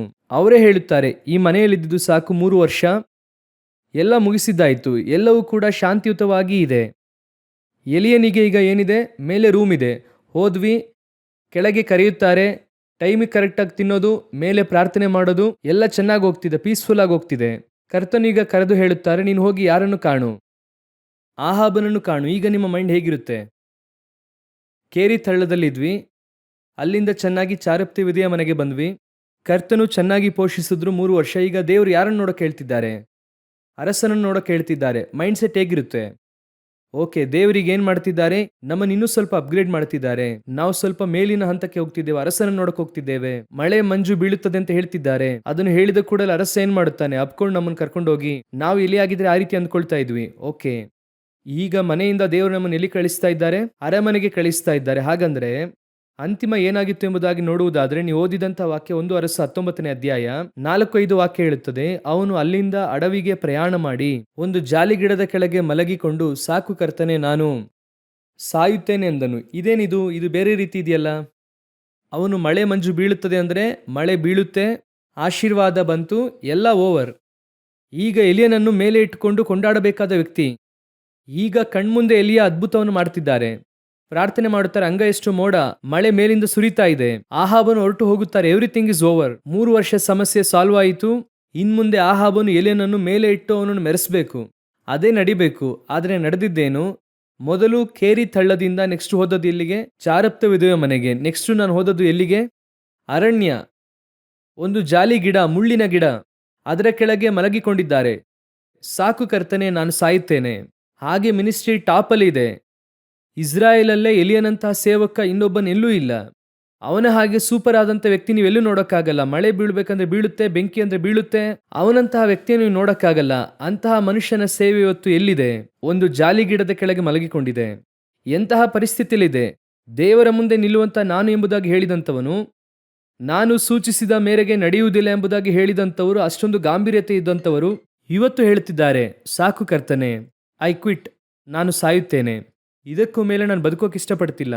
ಇದುವೇ ನೀವು ಪ್ರಯಾಣ ಮಾಡಬೇಕಾಗಿರುವಂಥ ಮುಂದಿನ ಪಾರ್ಟ್. ಎಲ್ಲರ ಜೀವಿತದಲ್ಲೂ ನಿಶ್ಚಯವಾಗಿ ಒಂದು ಅರಣ್ಯದ ಮಾರ್ಗ ಉಂಟು. ಅರಣ್ಯವನ್ನು ನಾವು ಕ್ರಾಸ್ ಮಾಡದೆ ಪರಲೋಕಕ್ಕೆ ಹೋಗುವುದಕ್ಕೆ ಸಾಧ್ಯವೇ ಇಲ್ಲ. ಅನೇಕರು ಹೇಳುವಂಥ ಮಾತೇನು? ಅರಣ್ಯವೆಲ್ಲ ಇಲ್ಲವೇ ಇಲ್ಲ. ಬ್ಲೆಸ್ಸಿಂಗ್ ಆಗಿ ಮಾತಾಡಿ, ನೆಗೆಟಿವ್ ಆಗಿ ಮಾತಾಡಬೇಡಿ. ಬ್ಲೆಸ್ಸಿಂಗ್ ಆಗಿ ಮಾತಾಡಿ, ಪಾಸಿಟಿವ್ ಆಗಿ ಮಾತಾಡಿದ್ರೆ ಅದರ ಹೆಸರು ಮೋಟಿವೇಶನ್ ಸ್ಪೀಚ್. ನಾವೀಗ ಹೇಳುತ್ತೇವೆ, ಸಮಸ್ಯೆ ಬರುತ್ತದೆ ಜೀವಿತದಲ್ಲಿ, ಯಾವುದೋ ಒಂದು ಸ್ಥಳವನ್ನು ನೀವು ಕ್ರಾಸ್ ಮಾಡುತ್ತೀರಿ. ಈಗ ನೋಡಿರಿ, ಇಸ್ರಾಯೇಲ್ ಜನರು ಬರುತ್ತಾರೆ. ಅವರು ಕೆಂಪು ಸಮುದ್ರದ ಬಳಿಗೆ ಹೋಗದೆ ದೇವರೊಂದು ವೇಳೆ ಅಂದುಕೊಂಡಿದ್ರೆ ಕಾನಾನ್ಗೆ ಕರ್ಕೊಂಡು ಹೋಗ್ಬೋದಾಗಿತ್ತು. ನೀವು ಹೋಗಿ ಮ್ಯಾಪ್ ನೋಡಿ, ಆ ಕೆಂಪು ಸಮುದ್ರವನ್ನು ಮುಟ್ಟದೆ ಎಲ್ಲೋಗ್ಬೋದು? ಕಾನಾನ್ ಒಳಗೆ ಹೋಗಬಹುದು, ಮಾರ್ಗವಿದೆ. ಆದರೆ ದೇವರು ಅವರನ್ನು ಕೆಂಪು ಸಮುದ್ರದ ಮಾರ್ಗದಲ್ಲಿ ನಡೆಸಿದರು ಅಂತ ಇರುತ್ತದೆ. You must cross. ಒಂದು ಕೆಂಪು ಸಮುದ್ರ ಬರುತ್ತದೆ, ನಡುವೆ ಒಂದು ಅರಣ್ಯ ಬರುತ್ತದೆ. ಯಾರು ಬೇಕಾದ್ರೂ ಇರಲಿ, ಎಂತಹ ದೈವಿಕ ಮನುಷ್ಯನನ್ನು ನೀವು ತೆಗೆದು ನೋಡಿ. ಅಬ್ರಹಾಮನಾಗಿರಬಹುದು, ಒಂದು ಬರಗಾಲದಲ್ಲಿ ಹಾದು ಹೋದರು. ಈಸಾಕನು ಬರಗಾಲವನ್ನು ಹಾದು ಹೋದರು. ಯಾಕೋಬನು ಲಾಬಾನನ ಮನೆಯಲ್ಲಿ ಹೋಗಿ ಅರಣ್ಯದ ಮಾರ್ಗದಲ್ಲಿ ಹೋದರು. ಯೋಸೇಫನು ಅಣ್ಣಂದಿರಿಂದ ನಿರಾಕರಿಸಲ್ಪಟ್ಟು ಸೆರೆಮನೆಗೆ ಹೋದರು. ಇಸ್ರಾಯೇಲ್ ಜನರು 40 ವರ್ಷ ಅರಣ್ಯದಲ್ಲಿ ಸುತ್ತು ತಿರುಗಾಡಿದರು. ದಾನಿಯೇಲನು ಸೆರೆ ಹಿಡಿದು ಒಯ್ಯಲ್ಪಟ್ಟನು. ಮೊರ್ದೆಕಾಯ್ ಸೆರೆ ಹಿಡಿಯಲ್ಪಟ್ಟರು. ನೀವು ಬೈಬಲಲ್ಲಿ ಯಾರು ಬೇಕಾದ್ರೂ ನೋಡಿರಿ, ಅರಣ್ಯದ ಮಾರ್ಗ ಹೋಗದೇ ಇರುವಂಥವ್ರು ಇಲ್ಲ. ನಿಮ್ಮ ಜೀವಿತದಲ್ಲಿ ಯಾವುದೋ ಒಂದು ಸಿಚುವೇಶನ್ ಅಲ್ಲಿ ನೀವು ಅರಣ್ಯದ ಮಾರ್ಗವನ್ನು ಕ್ರಾಸ್ ಮಾಡ್ತೀರಾ. ಎಲ್ಲರಿಗೂ ಒಂದೇ ಅರಣ್ಯ ಇರುವುದಿಲ್ಲ. ಇವರಿಗೆ ಚೀನ್ ಅರಣ್ಯ ಇತ್ತು, ಅವನಿಗೆ ಬೇರ್ಷೆಬ ಅರಣ್ಯ ಇತ್ತು, ಪೌಲನಿಗೆ ದಮಸ್ಕ ಅರಣ್ಯ ಇತ್ತು. ಆದರೆ ಒಬ್ಬೊಬ್ಬರಿಗೂ ಒಂದೊಂದು ಅರಣ್ಯ ಇರುತ್ತದೆ. ಆ ಅರಣ್ಯವೇ ನಿಮ್ಮನ್ನು ರೂಪಿಸುತ್ತದೆ. ಆ ಅರಣ್ಯವೇ ನೀವು ಪ್ರಮಾಣವನ್ನು ಕಲಿತುಕೊಳ್ಳುವಂತೆ ಮಾಡುತ್ತದೆ. ಆ ಅರಣ್ಯವೇ ಇನ್ನೂ ನಿಮ್ಮಲ್ಲಿ ನಂಬಿಕೆಯನ್ನು ಉಂಟು ಮಾಡುತ್ತದೆ. ಈಗ ಇಸ್ರಾಯೇಲ್ ಜನರು ಅರಣ್ಯದ ಮಾರ್ಗದಲ್ಲಿ ಹೋಗ್ಲಿಲ್ಲ ಅಂತ ಇಟ್ಕೊಳ್ಳಿ, ಅವ್ರು ಹೋಗ್ಲಿಲ್ಲ. ಈಗ ಏನಾಗ್ತಿತ್ತು ಗೊತ್ತಾ, ಅವರ ಲೈಫಲ್ಲಿ ಅವರು ಮನ್ನಾ ನೋಡ್ತಾನೆ ಇರಲಿಲ್ಲ. ಯಾಕಂದ್ರೆ 3 ದಿನದಲ್ಲಿ ಇಸ್ರಾಯೇಲ್ಗೆ ಹೋಗ್ತಿದ್ರು. ಮನ್ನಾ ಅವ್ರು ನೋಡ್ತಿರ್ಲಿಲ್ಲ. ಬಂಡೆಯಿಂದ ನೀರು ನೋಡ್ತಾ ಇರಲಿಲ್ಲ. ಮೇಘಸ್ತಂಭ, ಅಗ್ನಿಸ್ತಂಭ ಯಾವುದನ್ನು ನೋಡ್ತಿರ್ಲಿಲ್ಲ. ಅವರ ಜೀವಿತವನ್ನು ರೂಪಿಸುವಂತ ಯಾವ ಕಾರ್ಯವೂ ನಡೀತಿರ್ಲಿಲ್ಲ. ನಂಬಿಕೆಗೆ ತಕ್ಕ ಕಾರ್ಯಗಳು ಯಾವುದೂ ಇರ್ತಿರ್ಲಿಲ್ಲ. ಅವ್ರು ಏನ್ ಮಾಡ್ತಿದ್ರು, ಐಗುಪ್ತ್ಯವನ್ನು ಕೊಳ್ಳೆ ಹೊಡೆದು ನೇರವಾಗಿ ಕಾನಾನ್ಗೆ ಹೋಗ್ತಿದ್ರು. ಅವ್ರಿಗೆ ಏನು ಕೂಡ ಗೊತ್ತಿಲ್ಲ. ಇಷ್ಟು ದೂರ ನಡೆಸಿಕೊಂಡು ಬಂದವನೇ ಗುಣಗುಟ್ಟುದ್ನಲ್ಲ, ಏನೂ ಇಲ್ಲದೆ ಕರ್ಕೊಂಡು ಹೋಗಿದ್ರೆ ಏನಾಗ್ತಿತ್ತು? ಅರಣ್ಯ ಯಾವಾಗಲೂ ನಿಮ್ಮನ್ನು ಏನ್ ಮಾಡುತ್ತದೆ? ರೂಪಿಸುತ್ತದೆ. ಆದ್ದರಿಂದ ಅರಸನಾದ ದಾವೀದನು ಹೇಳುತ್ತಾನೆ, ಉಪದ್ರವವು ನನಗೆ ಒಳಿತಾಯಿತು, ಯಾಕಂದ್ರೆ ಅದರಿಂದ ನಾನು ನಿಮ್ಮ ಪ್ರಮಾಣವನ್ನು ಕಲಿತುಕೊಂಡೆ. ಒಂದೊಂದು ಪರಿಸ್ಥಿತಿಯನ್ನು ನೀವು ಹಾದು ಬರುವಾಗ ಒಂದೊಂದು ಪಾಠ ನಿಮಗೆ ಸಿಗುತ್ತದೆ. ಆ ಪಾಠ ಕೇವಲ ನಿಮಗೆ ಸಂಬಂಧಪಟ್ಟದ್ದು ಮಾತ್ರವಲ್ಲ, ನಿಮ್ಮ ಸಂತತಿಗೆ ಸಂಬಂಧಪಟ್ಟದ್ದು, ಮುಂದಿನ ತಲೆಮಾರಿಗೆ ಸಂಬಂಧಪಟ್ಟದ್ದು. ಕೆಲವು ಸಮಯದಲ್ಲಿ ನೀವು ದೇವರನ್ನು ಅಂಗೀಕರಿಸಿಕೊಂಡಿರುತ್ತೀರಾ. ನಾನು ಒಂದು ಸಾಕ್ಷಿಯನ್ನು ಕೇಳಿದೆ. ಒಬ್ಬ ಸಹೋದರಿ ದೇವರನ್ನು ಅಂಗೀಕರಿಸಿಕೊಂಡಿದ್ದಾರೆ, ನಂಬಿಕೆಯಲ್ಲಿ ಚೆನ್ನಾಗಿದ್ದಾರೆ, ಆದರೆ ಅವರಿಗೆ ಮಕ್ಕಳಿಲ್ಲ. ಅವರು ಪ್ರಾರ್ಥಿಸುತ್ತಾರೆ, ಗೋಳಾಡುತ್ತಾರೆ, ಆದರೂ ಕೂಡ ಅವರಿಗೆ ಮಕ್ಕಳಿಲ್ಲ. ಯಾಕೆ ಅಂತ ಕೂಡ ಗೊತ್ತಿಲ್ಲ. ಅವರಿದ್ದ ಸ್ಥಳಕ್ಕೆ ಇನ್ನೊಬ್ಬ ಸಹೋದರಿ ಅವರ ಹತ್ರ ಬರುತ್ತಾರೆ. ಅವ್ರು ಬಂದು ಹೇಳುತ್ತಾರೆ, ನಾನು ಮದುವೆಯಾಗಿ 10 ವರ್ಷ ಆಯಿತು, ನನಗಿನ್ನೂ ಮಕ್ಕಳಿಲ್ಲ. ನಮ್ಮ ಅತ್ತೆ ನಾನು ಹಿಂಸೆ ಮಾಡ್ತಾ ಇದ್ದಾರೆ, ನಾನು ಸೂಸೈಡ್ ಮಾಡ್ಕೊಳ್ಳೋಣ ಅನ್ಕೊಂಡಿದ್ದೇನೆ. ಆ ಸಹೋದರಿಯ ನೋವು ಏನೆಂಬುದಾಗಿ ಈ ಸಹೋದರಿಗೆ ಮಾತ್ರ ಗೊತ್ತು. ಇವರು ಆ ಸಹೋದರಿಗೆ ಆಲೋಚನೆ ಕೊಡುತ್ತಾರೆ. ಇವರಿಗೆ ಆನಂತರ ಮಗು ಹುಟ್ಟುತ್ತದೆ. ಆಮೇಲೆ ಇವ್ರು ಹೇಳುತ್ತಾರೆ, ನನಗೆ ಮಗು ಕೊಟ್ಟಂತ ದೇವರು ನಿಮಗೂ ಕೂಡ ಕೊಡುವುದಕ್ಕೆ ಶಕ್ತನಾಗಿದ್ದಾನೆ. ಇವರು ಅವರಿಗೆ ಪಾಠವಾಗಿ ಮಾರ್ಪಟ್ಟರು. ಈ ರೀತಿಯಾಗಿ ಎಲ್ಲರ ಜೀವಿತದಲ್ಲೂ ಇದೆ. ನಿಮ್ಮನ್ನು ಆ ರೀತಿಯಾಗಿ ನಡೆಸುವುದಕ್ಕಿಂತ ಮುಂಚೆ ಕರ್ತನು ನಿಮ್ಮನ್ನು ಮಾತ್ರ ಅರಣ್ಯದಲ್ಲಿ ನಡೆಸ್ತಿಲ್ಲ, ನಿಮ್ಮ ಮೂಲಕ ಒಂದು ಸಂತತಿಯನ್ನು ಕಾಪಾಡುವುದಕ್ಕಾಗಿ ನಡೆಸ್ತಿದ್ದಾರೆ.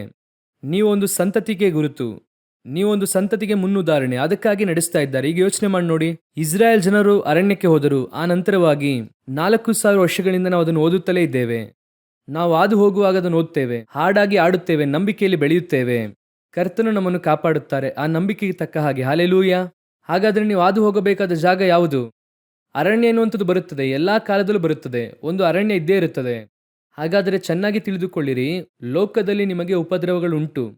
ನೀವು ಕೆಲವು ಸಮಯದಲ್ಲಿ ಅದನ್ನು ಹಾದು ಹೋಗಬೇಕಾದ ಪರಿಸ್ಥಿತಿ ಬರುತ್ತದೆ. ಆದರೆ ಒಂದೇ ಒಂದು ಭರವಸೆ ಮಾತ್ರ ಅದರಲ್ಲಿದೆ. ನಾನು ಹೇಳುತ್ತೇನೆ, ಅರಣ್ಯದಲ್ಲಿ ನೀವು ಯಾವತ್ತೂ ಕೂಡ ಮಧ್ಯದಲ್ಲಿ ಸಾಯುವುದೇ ಇಲ್ಲ. ಅರಣ್ಯವನ್ನು ಕ್ರಾಸ್ ಮಾಡುತ್ತೀರಾ ಬಿಟ್ರೆ ಆ ಅರಣ್ಯವು ಯಾವತ್ತೂ ಕೂಡ ನಿಮ್ಮನ್ನು ಕೊಂದು ಹಾಕುವುದಿಲ್ಲ.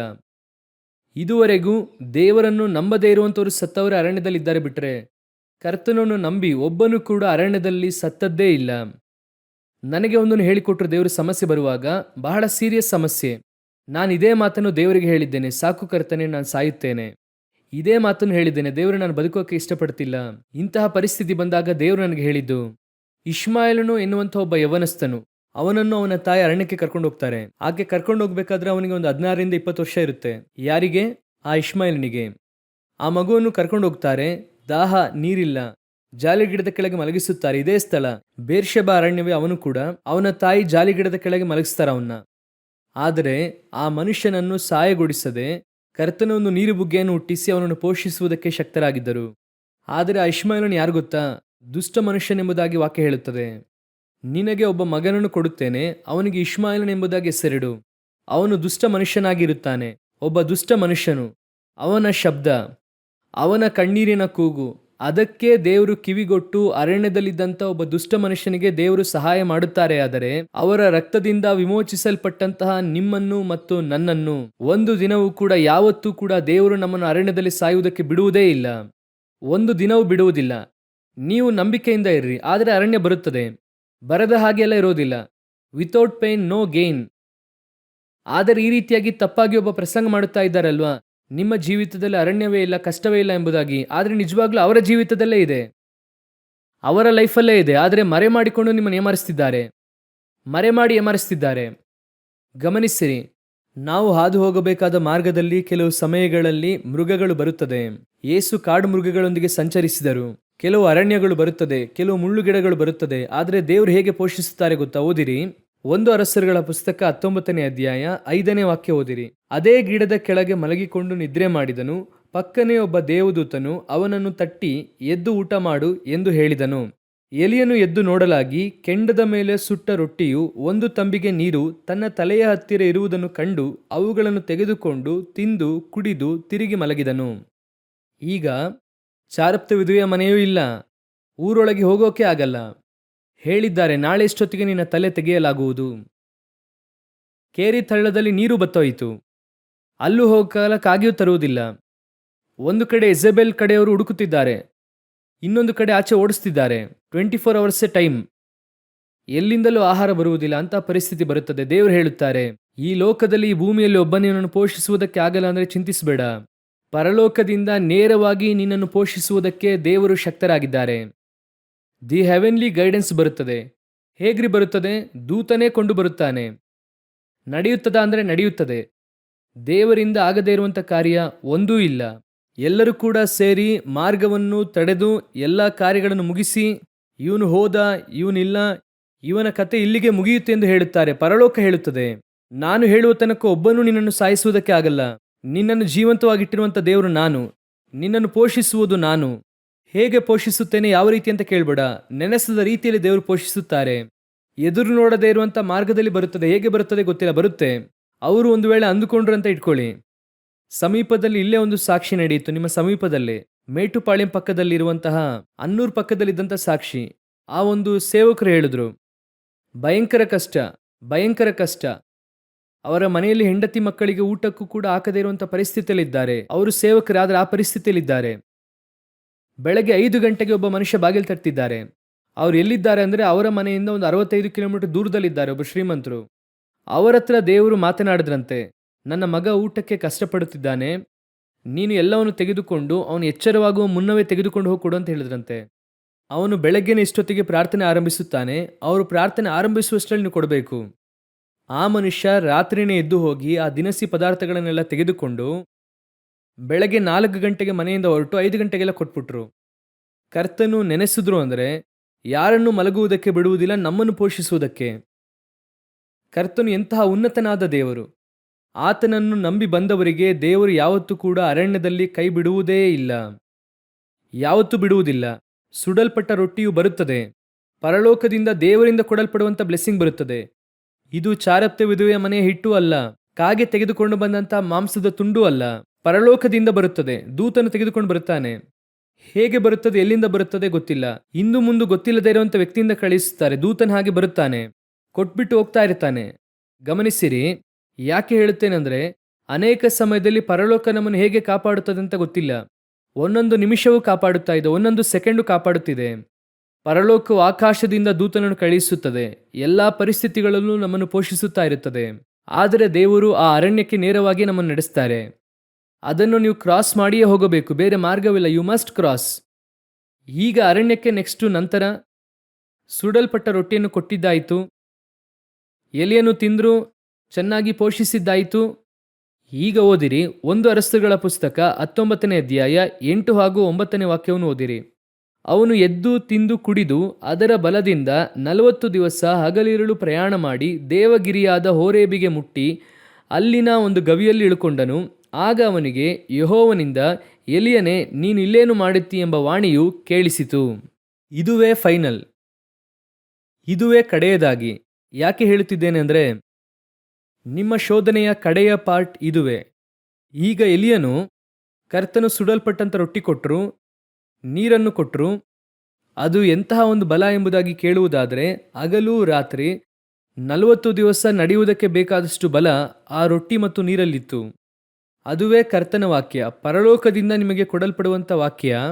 ಅದು ಯಾವ ರೀತಿಯಾಗಿರುತ್ತದೆ ಎಂಬುದಾಗಿ ನೋಡುವುದಾದರೆ ನಿಮ್ಮ ಜೀವಿತವೆಲ್ಲ ನಡೆಸುವುದಕ್ಕೆ ಬೇಕಾದಂತಹ ಸೇವೆಯನ್ನು ನಡೆಸಬೇಕಾದಂಥ ವಾಗ್ದಾನಗಳನ್ನು ಒಂದೇ ವಾಗ್ದಾನದಲ್ಲಿ ದೇವರು ನಡೆಸುವುದಕ್ಕೆ ಶಕ್ತರಾಗಿದ್ದಾರೆ. ಹಗಲು ರಾತ್ರಿ 40 ದಿವಸಗಳ ಕಾಲ ನಡೆದು ಅವರು ಹೋಗುತ್ತಾರೆ. ಆದರೆ ದೇವರು ಕೇಳುವಂಥ ಪ್ರಶ್ನೆ ಓದಿರಿ, ಆ ವಾಕ್ಯ ಓದಿರಿ, 9ನೇ ವಾಕ್ಯ ಓದಿರಿ. ಅಲ್ಲಿನ ಒಂದು ಗವಿಯಲ್ಲಿ ಇಳುಕೊಂಡನು. ಆಗ ಅವನಿಗೆ ಯೆಹೋವನಿಂದ, ಎಲಿಯನೇ, ನೀನಿಲ್ಲೇನು ಮಾಡುತ್ತೀ ಎಂಬ ವಾಣಿಯು ಕೇಳಿಸಿತು. ಯಾಕೆ ದೇವರಿಗೆ ಗೊತ್ತಿಲ್ವಾ ಎಲಿಯ ಯಾಕಿಲ್ಲಿ ಬಂದಿದ್ದಾನೆ ಅಂತ?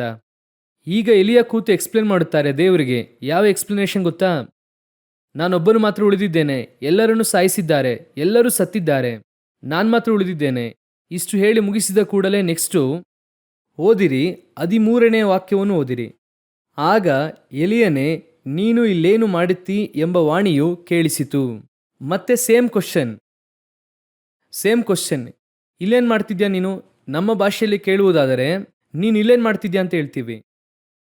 ಇವನು ಬಂದದ್ದೇ ಅವ್ರು ಕೊಟ್ಟಂತ ಆಹಾರದಿಂದ ಬಂದ. 40 ದಿವಸ ಹಗಲು ರಾತ್ರಿ ಬಂದಿದ್ದಾನೆ.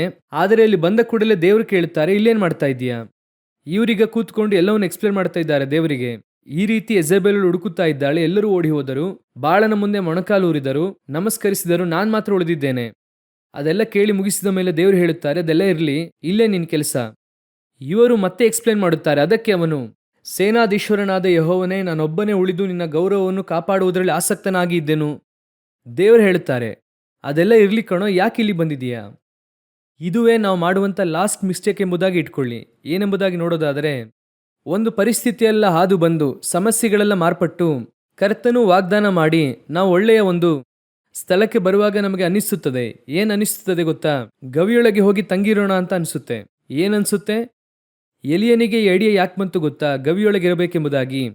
ನಡುವೆ ಇವರು ಏನು ಮಾಡಿದ್ರು ಅಂದರೆ ಒಬದ್ಯನನ್ನು ಮೀಟ್ ಮಾಡುತ್ತಾರೆ. ಒಬದ್ಯ ಯಾರೆಂದು ಕೇಳುವುದಾದರೆ, ದೇವ ಮನುಷ್ಯನು, ನೀತಿವಂತನು, ದೇವ ಭಕ್ತರನ್ನು ಪೋಷಿಸುವವನು, ಊಟ ನೀರು ಕೊಟ್ಟು ಕಾಪಾಡುವ 100 ಜನ ಕಾಪಾಡ್ತಾನೆ.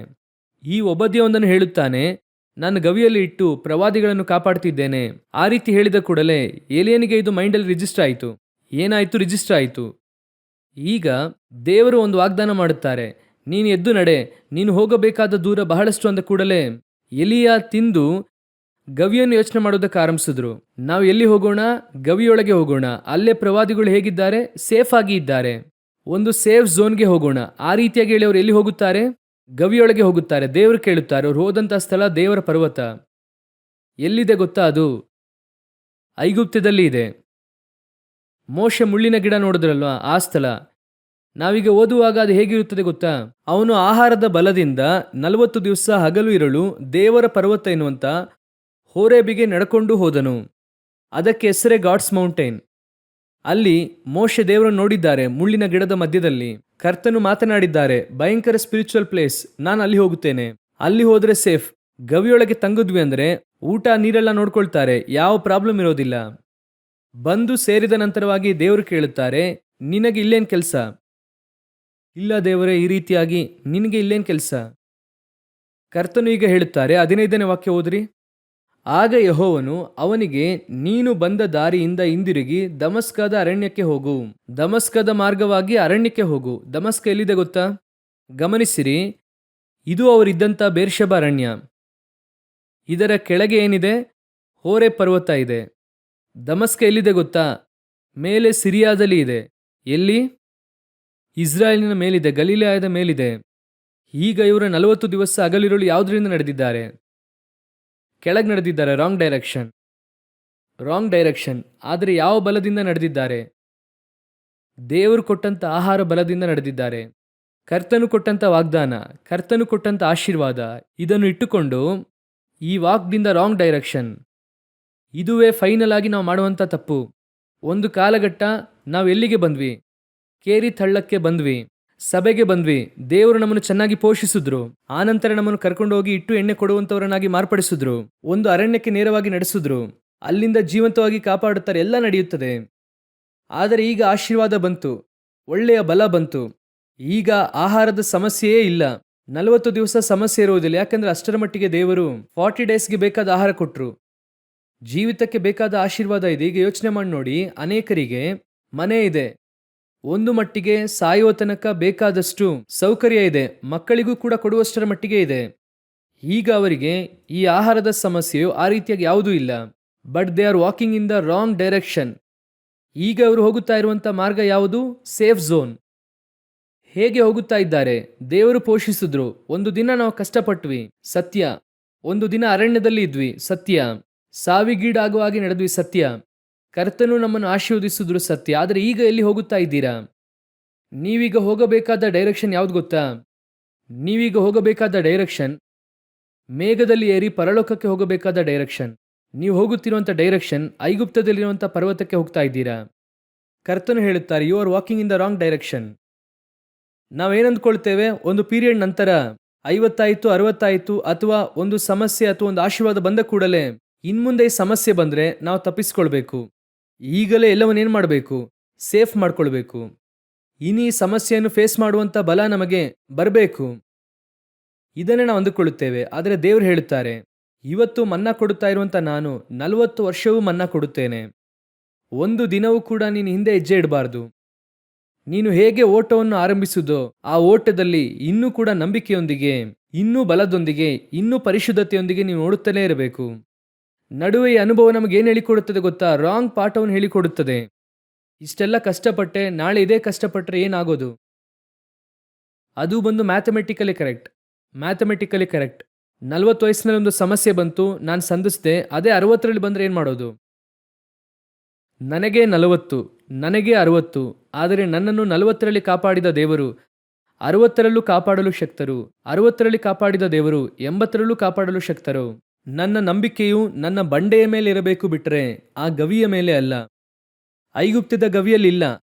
ಅನೇಕರು ಲಾಸ್ಟ್ ಆಗಿ ಇಲ್ಲೇ ಸಮಸ್ಯೆ ಮಾಡುತ್ತಾರೆ. ಈಗ ನೋಡಿ, ಅಬ್ರಹಾಮನು ಶ್ರೀಮಂತನಾಗುತ್ತಾನೆ. ಅವನ ಆಸ್ತಿ ಬಹಳಷ್ಟು ಇತ್ತು. ಆದರೆ ಅವರು ತನ್ನ ಕುರಿತಾಗಿ ಏನು ಹೇಳುತ್ತಾರೆ ಓದಿರಿ. ಇಬ್ರಿಯರಿಗೆ ಬರೆದ ಪುಸ್ತಕ 11ನೇ ಅಧ್ಯಾಯ 13ನೇ ವಾಕ್ಯ ಓದಿರಿ. ಇವರೆಲ್ಲರೂ ವಾಗ್ದಾನದ ಫಲಗಳನ್ನು ಹೊಂದದೆ ಅವುಗಳನ್ನು ದೂರದಿಂದ ನೋಡಿ ಉಲ್ಲಾಸದೊಡನೆ ವಂದಿಸಿ ನಂಬಿಕೆಯುಳ್ಳವರಾಗಿ ಮೃತರಾದರು. ತಾವು ಭೂಮಿಯ ಮೇಲೆ ಪರದೇಶದವರು, ಪ್ರವಾಸಿಗಳು ಆಗಿದ್ದೇವೆಂದು ಒಪ್ಪಿಕೊಂಡರು. ಪರದೇಶದವರು ಅಂದರೆ ಸ್ಟ್ರೇಂಜರ್ಸ್. ನೆಕ್ಸ್ಟ್ ಏನಿದೆ? ಪ್ರವಾಸಿಗಳು ಅಂದರೆ ಟ್ರಾವೆಲರ್ಸ್, ನೋಮಾಡಿಸ್ ಅಥವಾ ಅಲೆಮಾರಿಗಳು. ಈಗ ವಾಕ್ಯ ಹೇಳುತ್ತದೆ, ನನ್ನ ಹತ್ರ ಆಸ್ತಿ ಇದೆ, ಸೇಫ್ ಝೋನ್. ನಾನು ಕಾನಾನ್ಗೆ ಬಂದ ಹಾಗೆ ಈಗ ಇಲ್ಲ. ಕರ್ತನು ಅಭಿವೃದ್ಧಿ ಮಾಡಿದ್ದಾರೆ, ಎಲ್ಲ ಸತ್ಯ. ಆದರೆ ನಾನು ನನ್ನ ಪ್ರಕಾರವಾಗಿ ಇನ್ನೂ ಕೂಡ ಪರದೇಶದವನು, ಪ್ರವಾಸಿಗನಾಗಿದ್ದೇನೆ. ನಾನು ಕಾನಾನನ್ನು ಆರಂಭಿಸುವಾಗ ಹೇಗೆ ನನ್ನ ಹೃದಯ ಇತ್ತೋ ಈಗಲೂ ಕೂಡ ನನ್ನ ಹೃದಯ ಹಾಗೇ ಇದೆ.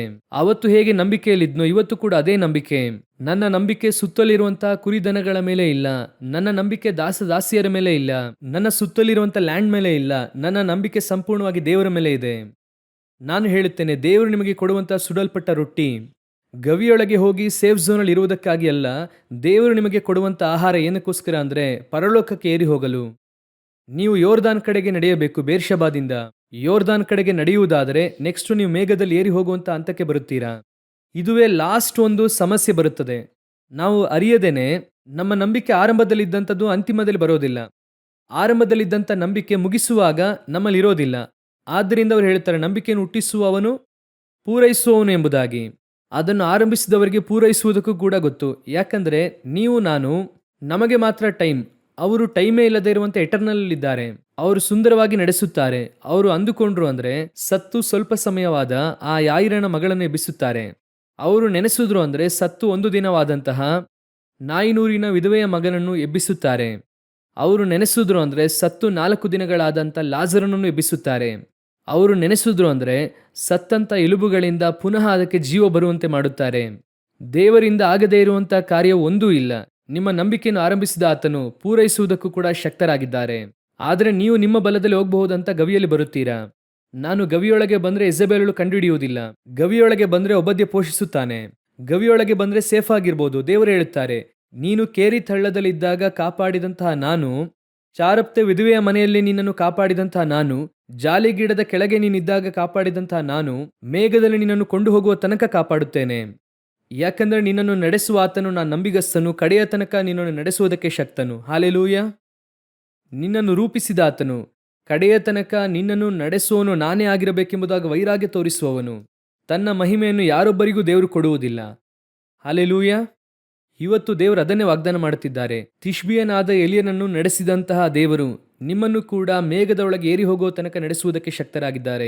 ಎಲ್ಲಾ ಪರಿಸ್ಥಿತಿಗಳಲ್ಲೂ ಪೋಷಿಸುತ್ತಾರೆ. ಕಾಗೆಯ ಮೂಲಕ ಪೋಷಿಸುತ್ತಾರೆ, ವಿಧವೆಯ ಮೂಲಕ ಪೋಷಿಸುತ್ತಾರೆ, ಜಾಲಿಗಿಡದ ಕೆಳಗೆ ಪೋಷಿಸಿದರು. ಆ ನಂತರ ಪೋಷಿಸುವಂತ ಅವಶ್ಯಕತೆ ಇರೋದಿಲ್ಲ. ನೀವು ಮೇಘದಲ್ಲಿ ಹೋಗುತ್ತೀರಾ, ಅಲ್ಲಿ ತಿನ್ನುವುದು ಉಣ್ಣುವುದು ಇಲ್ಲ. ಹಾಲೆಲೂಯ. ನಾವು ಪ್ರಾರ್ಥಿಸೋಣ, ಎದ್ದು ನಿಂತುಕೊಳ್ಳೋಣವಾ. ಈ ಪ್ರಯಾಣ ಸ್ವಲ್ಪ ಕಠಿಣವಾಗಿ ಇರುತ್ತದೆ, ಆದರೆ ಖಂಡಿತವಾಗಿ ಈ ಪ್ರಯಾಣ ಕಡೆಯ ತನಕ ನಮ್ಮನ್ನು ನಡೆಸುತ್ತದೆ. ಒಂದು ದಿನವೂ ದೇವರು ನಮ್ಮನ್ನು ಕೈ ಬಿಡುವುದಿಲ್ಲ. ಒಂದು ದಿನವೂ ಕೈ ಬಿಡುವುದಿಲ್ಲ. ಅವರು ನಮಗೆ ಮುಂದಾಗಿ ಹೋಗುತ್ತಾರೆ. ನಮ್ಮ ಹಿಂದೆ ಮುಂದೆ ಇದ್ದು ನಮ್ಮನ್ನು ಕಾಪಾಡುತ್ತಾರೆ. ಎಡಗಡೆಯಲ್ಲಿ ಬಲಗಡೆಯಲ್ಲಿ ನಿಲ್ಲುತ್ತಾರೆ. ಮೇಲಿಂದಲೂ ನಮ್ಮನ್ನು ಕಾಪಾಡುತ್ತಾರೆ. ನಮ್ಮ ಕಾಲು ಕಲ್ಲಿಗೆ ತಗಲದಂತೆ ದೂತರಿಗೆ ಆಜ್ಞಾಪಿಸುತ್ತಾರೆ. 360 ಡಿಗ್ರಿ ನಿಮ್ಮನ್ನು ಒಟ್ಟಾಗಿ ಪರಲೋಕ ನೋಡಿಕೊಳ್ಳುತ್ತದೆ. ಪರಲೋಕ ನಿಮ್ಮನ್ನು ಕಾಯುತ್ತದೆ. ಸೈತಾನನ ಯಾವ ಕಾರ್ಯ ನಿಮ್ಮನ್ನು ಮುಟ್ಟದಂತೆ ದೇವರು ಕಾಪಾಡುತ್ತಾರೆ. ಆದರೆ ನೀವು ಮಾತ್ರ ನಿಮ್ಮ ಪ್ರಯಾಣವನ್ನು ಮೇಘದೆಡೆಗೆ ಇಟ್ಟುಕೊಳ್ಳಿ. ನಡುವೆ ಸ್ವಲ್ಪ ಎಡಕ್ಕಾಗಲಿ ಬಲಕ್ಕಾಗಲಿ ತಿರುಗಬೇಡಿರಿ. ಮನುಷ್ಯನನ್ನು ನಂಬಬೇಡಿರಿ. ದೇವರ ಮೇಲೆ ನಂಬಿಕೆಯನ್ನು ಕಳಕೊಳ್ಳಬೇಡಿರಿ. ಎಲ್ಲ ಪರಿಸ್ಥಿತಿಯಲ್ಲಿ ಅವರು ನಮ್ಮನ್ನು ರಕ್ಷಿಸುತ್ತಾರೆ. ನಮಗೇನೆ ಪರಿಸ್ಥಿತಿಗಳು ಬದಲಾಗುತ್ತವೆ. ಕರ್ತನು ಮಾರ್ಪಡದೇ ಇರುವ ಆತನು. ಕರ್ತನು ಮಾರ್ಪಡದೇ ಇರುವ ಆತನು. ಅವರಿಂದ ನಿಮ್ಮನ್ನು ಕೆಂಪು ಸಮುದ್ರದ ಮಧ್ಯದಲ್ಲೂ ಕಾಪಾಡೋಕೆ ಸಾಧ್ಯ. ಯೋರ್ದಾನಿನ ಮಧ್ಯದಲ್ಲೂ ಕಾಪಾಡಲು ಸಾಧ್ಯ. ನೀರೇ ಇಲ್ಲದೆ ಇರುವಂಥ ಅರಣ್ಯದಲ್ಲೂ ನಿಮ್ಮನ್ನು ಕಾಪಾಡಲು ಸಾಧ್ಯ. ಒಪ್ಪಿಸಿಕೊಡೋಣವ. ಒಂದು ವೇಳೆ ಇಲ್ಲಿಯವರೆಗೂ ನಿಮ್ಮ ಓಟದಲ್ಲಿ ಸ್ವಲ್ಪ ಬಲಹೀನತೆ, ಒಂದು ವಿಧವಾದ ಭಯ, ಏನು ಮಾಡೋದು, ಏನು ಮಾಡುತ್ತಾರೋ, ನಾಳೆ ಏನಾದರೂ ಒಂದಾದರೆ ಏನಾಗುತ್ತದೋ, ನಮ್ಮ ಮಕ್ಕಳಿಗೇನಾಗುತ್ತೋ, ಮೊಮ್ಮಕ್ಕಳಿಗೇನಾಗುತ್ತೋ, ದೇವರು ಹೇಳುತ್ತಾರೆ, ನೀನು ನನಗೆ ಹೇಗೆ ಮಗುನೋ ಅದೇ ರೀತಿಯಾಗಿ ನಿನ್ನ ಮಕ್ಕಳು ನನಗೆ ಮಕ್ಕಳೇ, ನಿನ್ನ ಮೊಮ್ಮಕ್ಕಳು ಕೂಡ ನನಗೆ ಮಕ್ಕಳೇ. ಕಾಲಾನುಕಾಲವಾಗಿ ಎಲ್ಲರೂ ಕೂಡ ನನ್ನ ಮಕ್ಕಳೇ ಆಗಿದ್ದಾರೆ. ನಿಜವಾಗಿಯೂ ದೇವರು ನನ್ನೊಂದಿಗೆ ಮಾತನಾಡಿದ್ದಾರೆ ಎಂದು ಹೇಳುವವರು ಮಾತ್ರ, ಯಾವುದೋ ಒಂದು ವಿಧದಲ್ಲಿ ದೇವರು ನಮ್ಮೊಂದಿಗೆ ಮಾತನಾಡಿದ್ದಾರೆ. ಆತನ ವಾಕ್ಯದಿಂದ ದೇವರು ನಮ್ಮನ್ನು ರೂಪಿಸುತ್ತಾ ಇದ್ದಾರೆ, ಇನ್ನೂ ಬಲಪಡಿಸುತ್ತಾ ಇದ್ದಾರೆ ಎಂಬುದಾಗಿ ಹೇಳುವವರು ಮಾತ್ರ ನಿಮ್ಮ ಕರೆಗಳನ್ನು ದೇವರಿಗೆ ನೇರವಾಗಿ ಎತ್ತಿ ನಿಮ್ಮ ವಾಕ್ಯದ ಪ್ರಕಾರವಾಗಿ ನಮ್ಮ ನಡೆಸಿರಿ ಅಪ್ಪ. ನಿಮ್ಮ ವಾಕ್ಯದ ಮೂಲಕವಾಗಿ ನಮ್ಮ ನಡೆಸಿರಿ. ಮೇಘದಲ್ಲಿ ಏರಿ ನಿಮ್ಮೊಂದಿಗೆ ಬರುವ ತನಕ ದೇವರೇ, ಮೇಘದಲ್ಲಿ ಏರಿ ನಿಮ್ಮೊಂದಿಗೆ ಬರುವ ತನಕ ದೇವರೇ, ನನ್ನ ಓಟ ಮುಕ್ತಾಯಕ್ಕೆ ಬರಲೇಬಾರದು ದೇವರೇ. ನಾನು ಓಡುತ್ತಲೇ ಇರಬೇಕು. ನೀವು ಕೊಡುವಾಗ ನಾನು ರೆಸ್ಟ್ ತೆಗೆದುಕೊಳ್ಳಬೇಕು. ಕೇರಿ ತಳ್ಳದಲ್ಲಿ ನೀವಿರು ಅಂತ ಹೇಳಿದ್ರೆ ಇರಬೇಕು. ಚಾರಪ್ತ ವಿಧುವೆ ಮನೆಯಲ್ಲಿ ಇರುವುದಕ್ಕೆ ಹೇಳುವಾಗ ನಾವು ಇರಬೇಕು. ಜಾಲಿಗಿಡದ ಕೆಳಗೆ ಮಲಗಿರುವಾಗ ನೀವು ಎದ್ದು ನಡೆ ಅಂತ ಹೇಳಿದ್ರೆ ನಾವು ನಡಿಬೇಕು. ಸುಳಿಗಾಳಿಯ ನಡುವೆ ಮೇಘದಲ್ಲಿ ಏರಿ ನಾನು ಬರಬೇಕು ದೇವರೇ. ಒಪ್ಪಿಸಿಕೊಳ್ಳುವ ದೇವರ ಸಮ್ಮುಖದಲ್ಲಿ, ಒಳ್ಳೆಯ ತಂದೆಯೇ, ಸರ್ವಶಕ್ತನಾದ ನಮ್ಮ ದೇವರೇ, ಈ ದಿನಕ್ಕಾಗಿ ನಿಮಗೆ ಸ್ತೋತ್ರ. ಕೃಪೆಯುಳ್ಳ ಕರದ ಕೆಳಗೆ ನಮ್ಮನ್ನು ತಗ್ಗಿಸಿಕೊಳ್ಳುತ್ತೇವೆ. ನಮ್ಮ ಓಟವು ಜಯದೊಂದಿಗೆ ಮುಗಿಯಲು, ಕಡೆಯ ತನಕ ನಾವು ಓಟವನ್ನು ಓಡಿ ಮುಗಿಸಲು, ಮಧ್ಯದಲ್ಲಿ ಯಾವುದು ಕೂಡ ನಮ್ಮನ್ನು ತಡೆ ಹಿಡಿಯದಂತೆ ನೀವು ಇರಲು ಹೇಳಿದಂಥ ಸ್ಥಳದಲ್ಲಿ ನಾವು ಇರಲು, ನಡೆಯಲು ಹೇಳುವಂತಹ ಸ್ಥಳದಲ್ಲಿ ನಡೆಯುವುದಕ್ಕೆ ನಮಗೆ ಕಲಿಸಿಕೊಡಿ ದೇವರೇ. ಮೇಘದಲ್ಲಿ ಏರಿ ಬಂದು ನಿಮ್ಮೊಂದಿಗೆ ಸೇರುವ ತನಕ ನಾವು ಆ ರೀತಿಯಾಗಿ ನಡೆಯುವುದಕ್ಕೆ ಕೃಪೆ ನೀಡಿರಿ ಅಪ್ಪ. ಇದರ ಮಧ್ಯದಲ್ಲಿ ನಾವು ಗವಿಯೊಳಗೆ ಹೋಗಿ ತಂಗದಂತೆ ಕಾಪಾಡಿಯಪ್ಪ. ನಮ್ಮ ದೇವರಾದ ಯೇಸುವಿನ ನಾಮದಲ್ಲಿ ತಂದೆಯೇ, ಆಮೇನ್.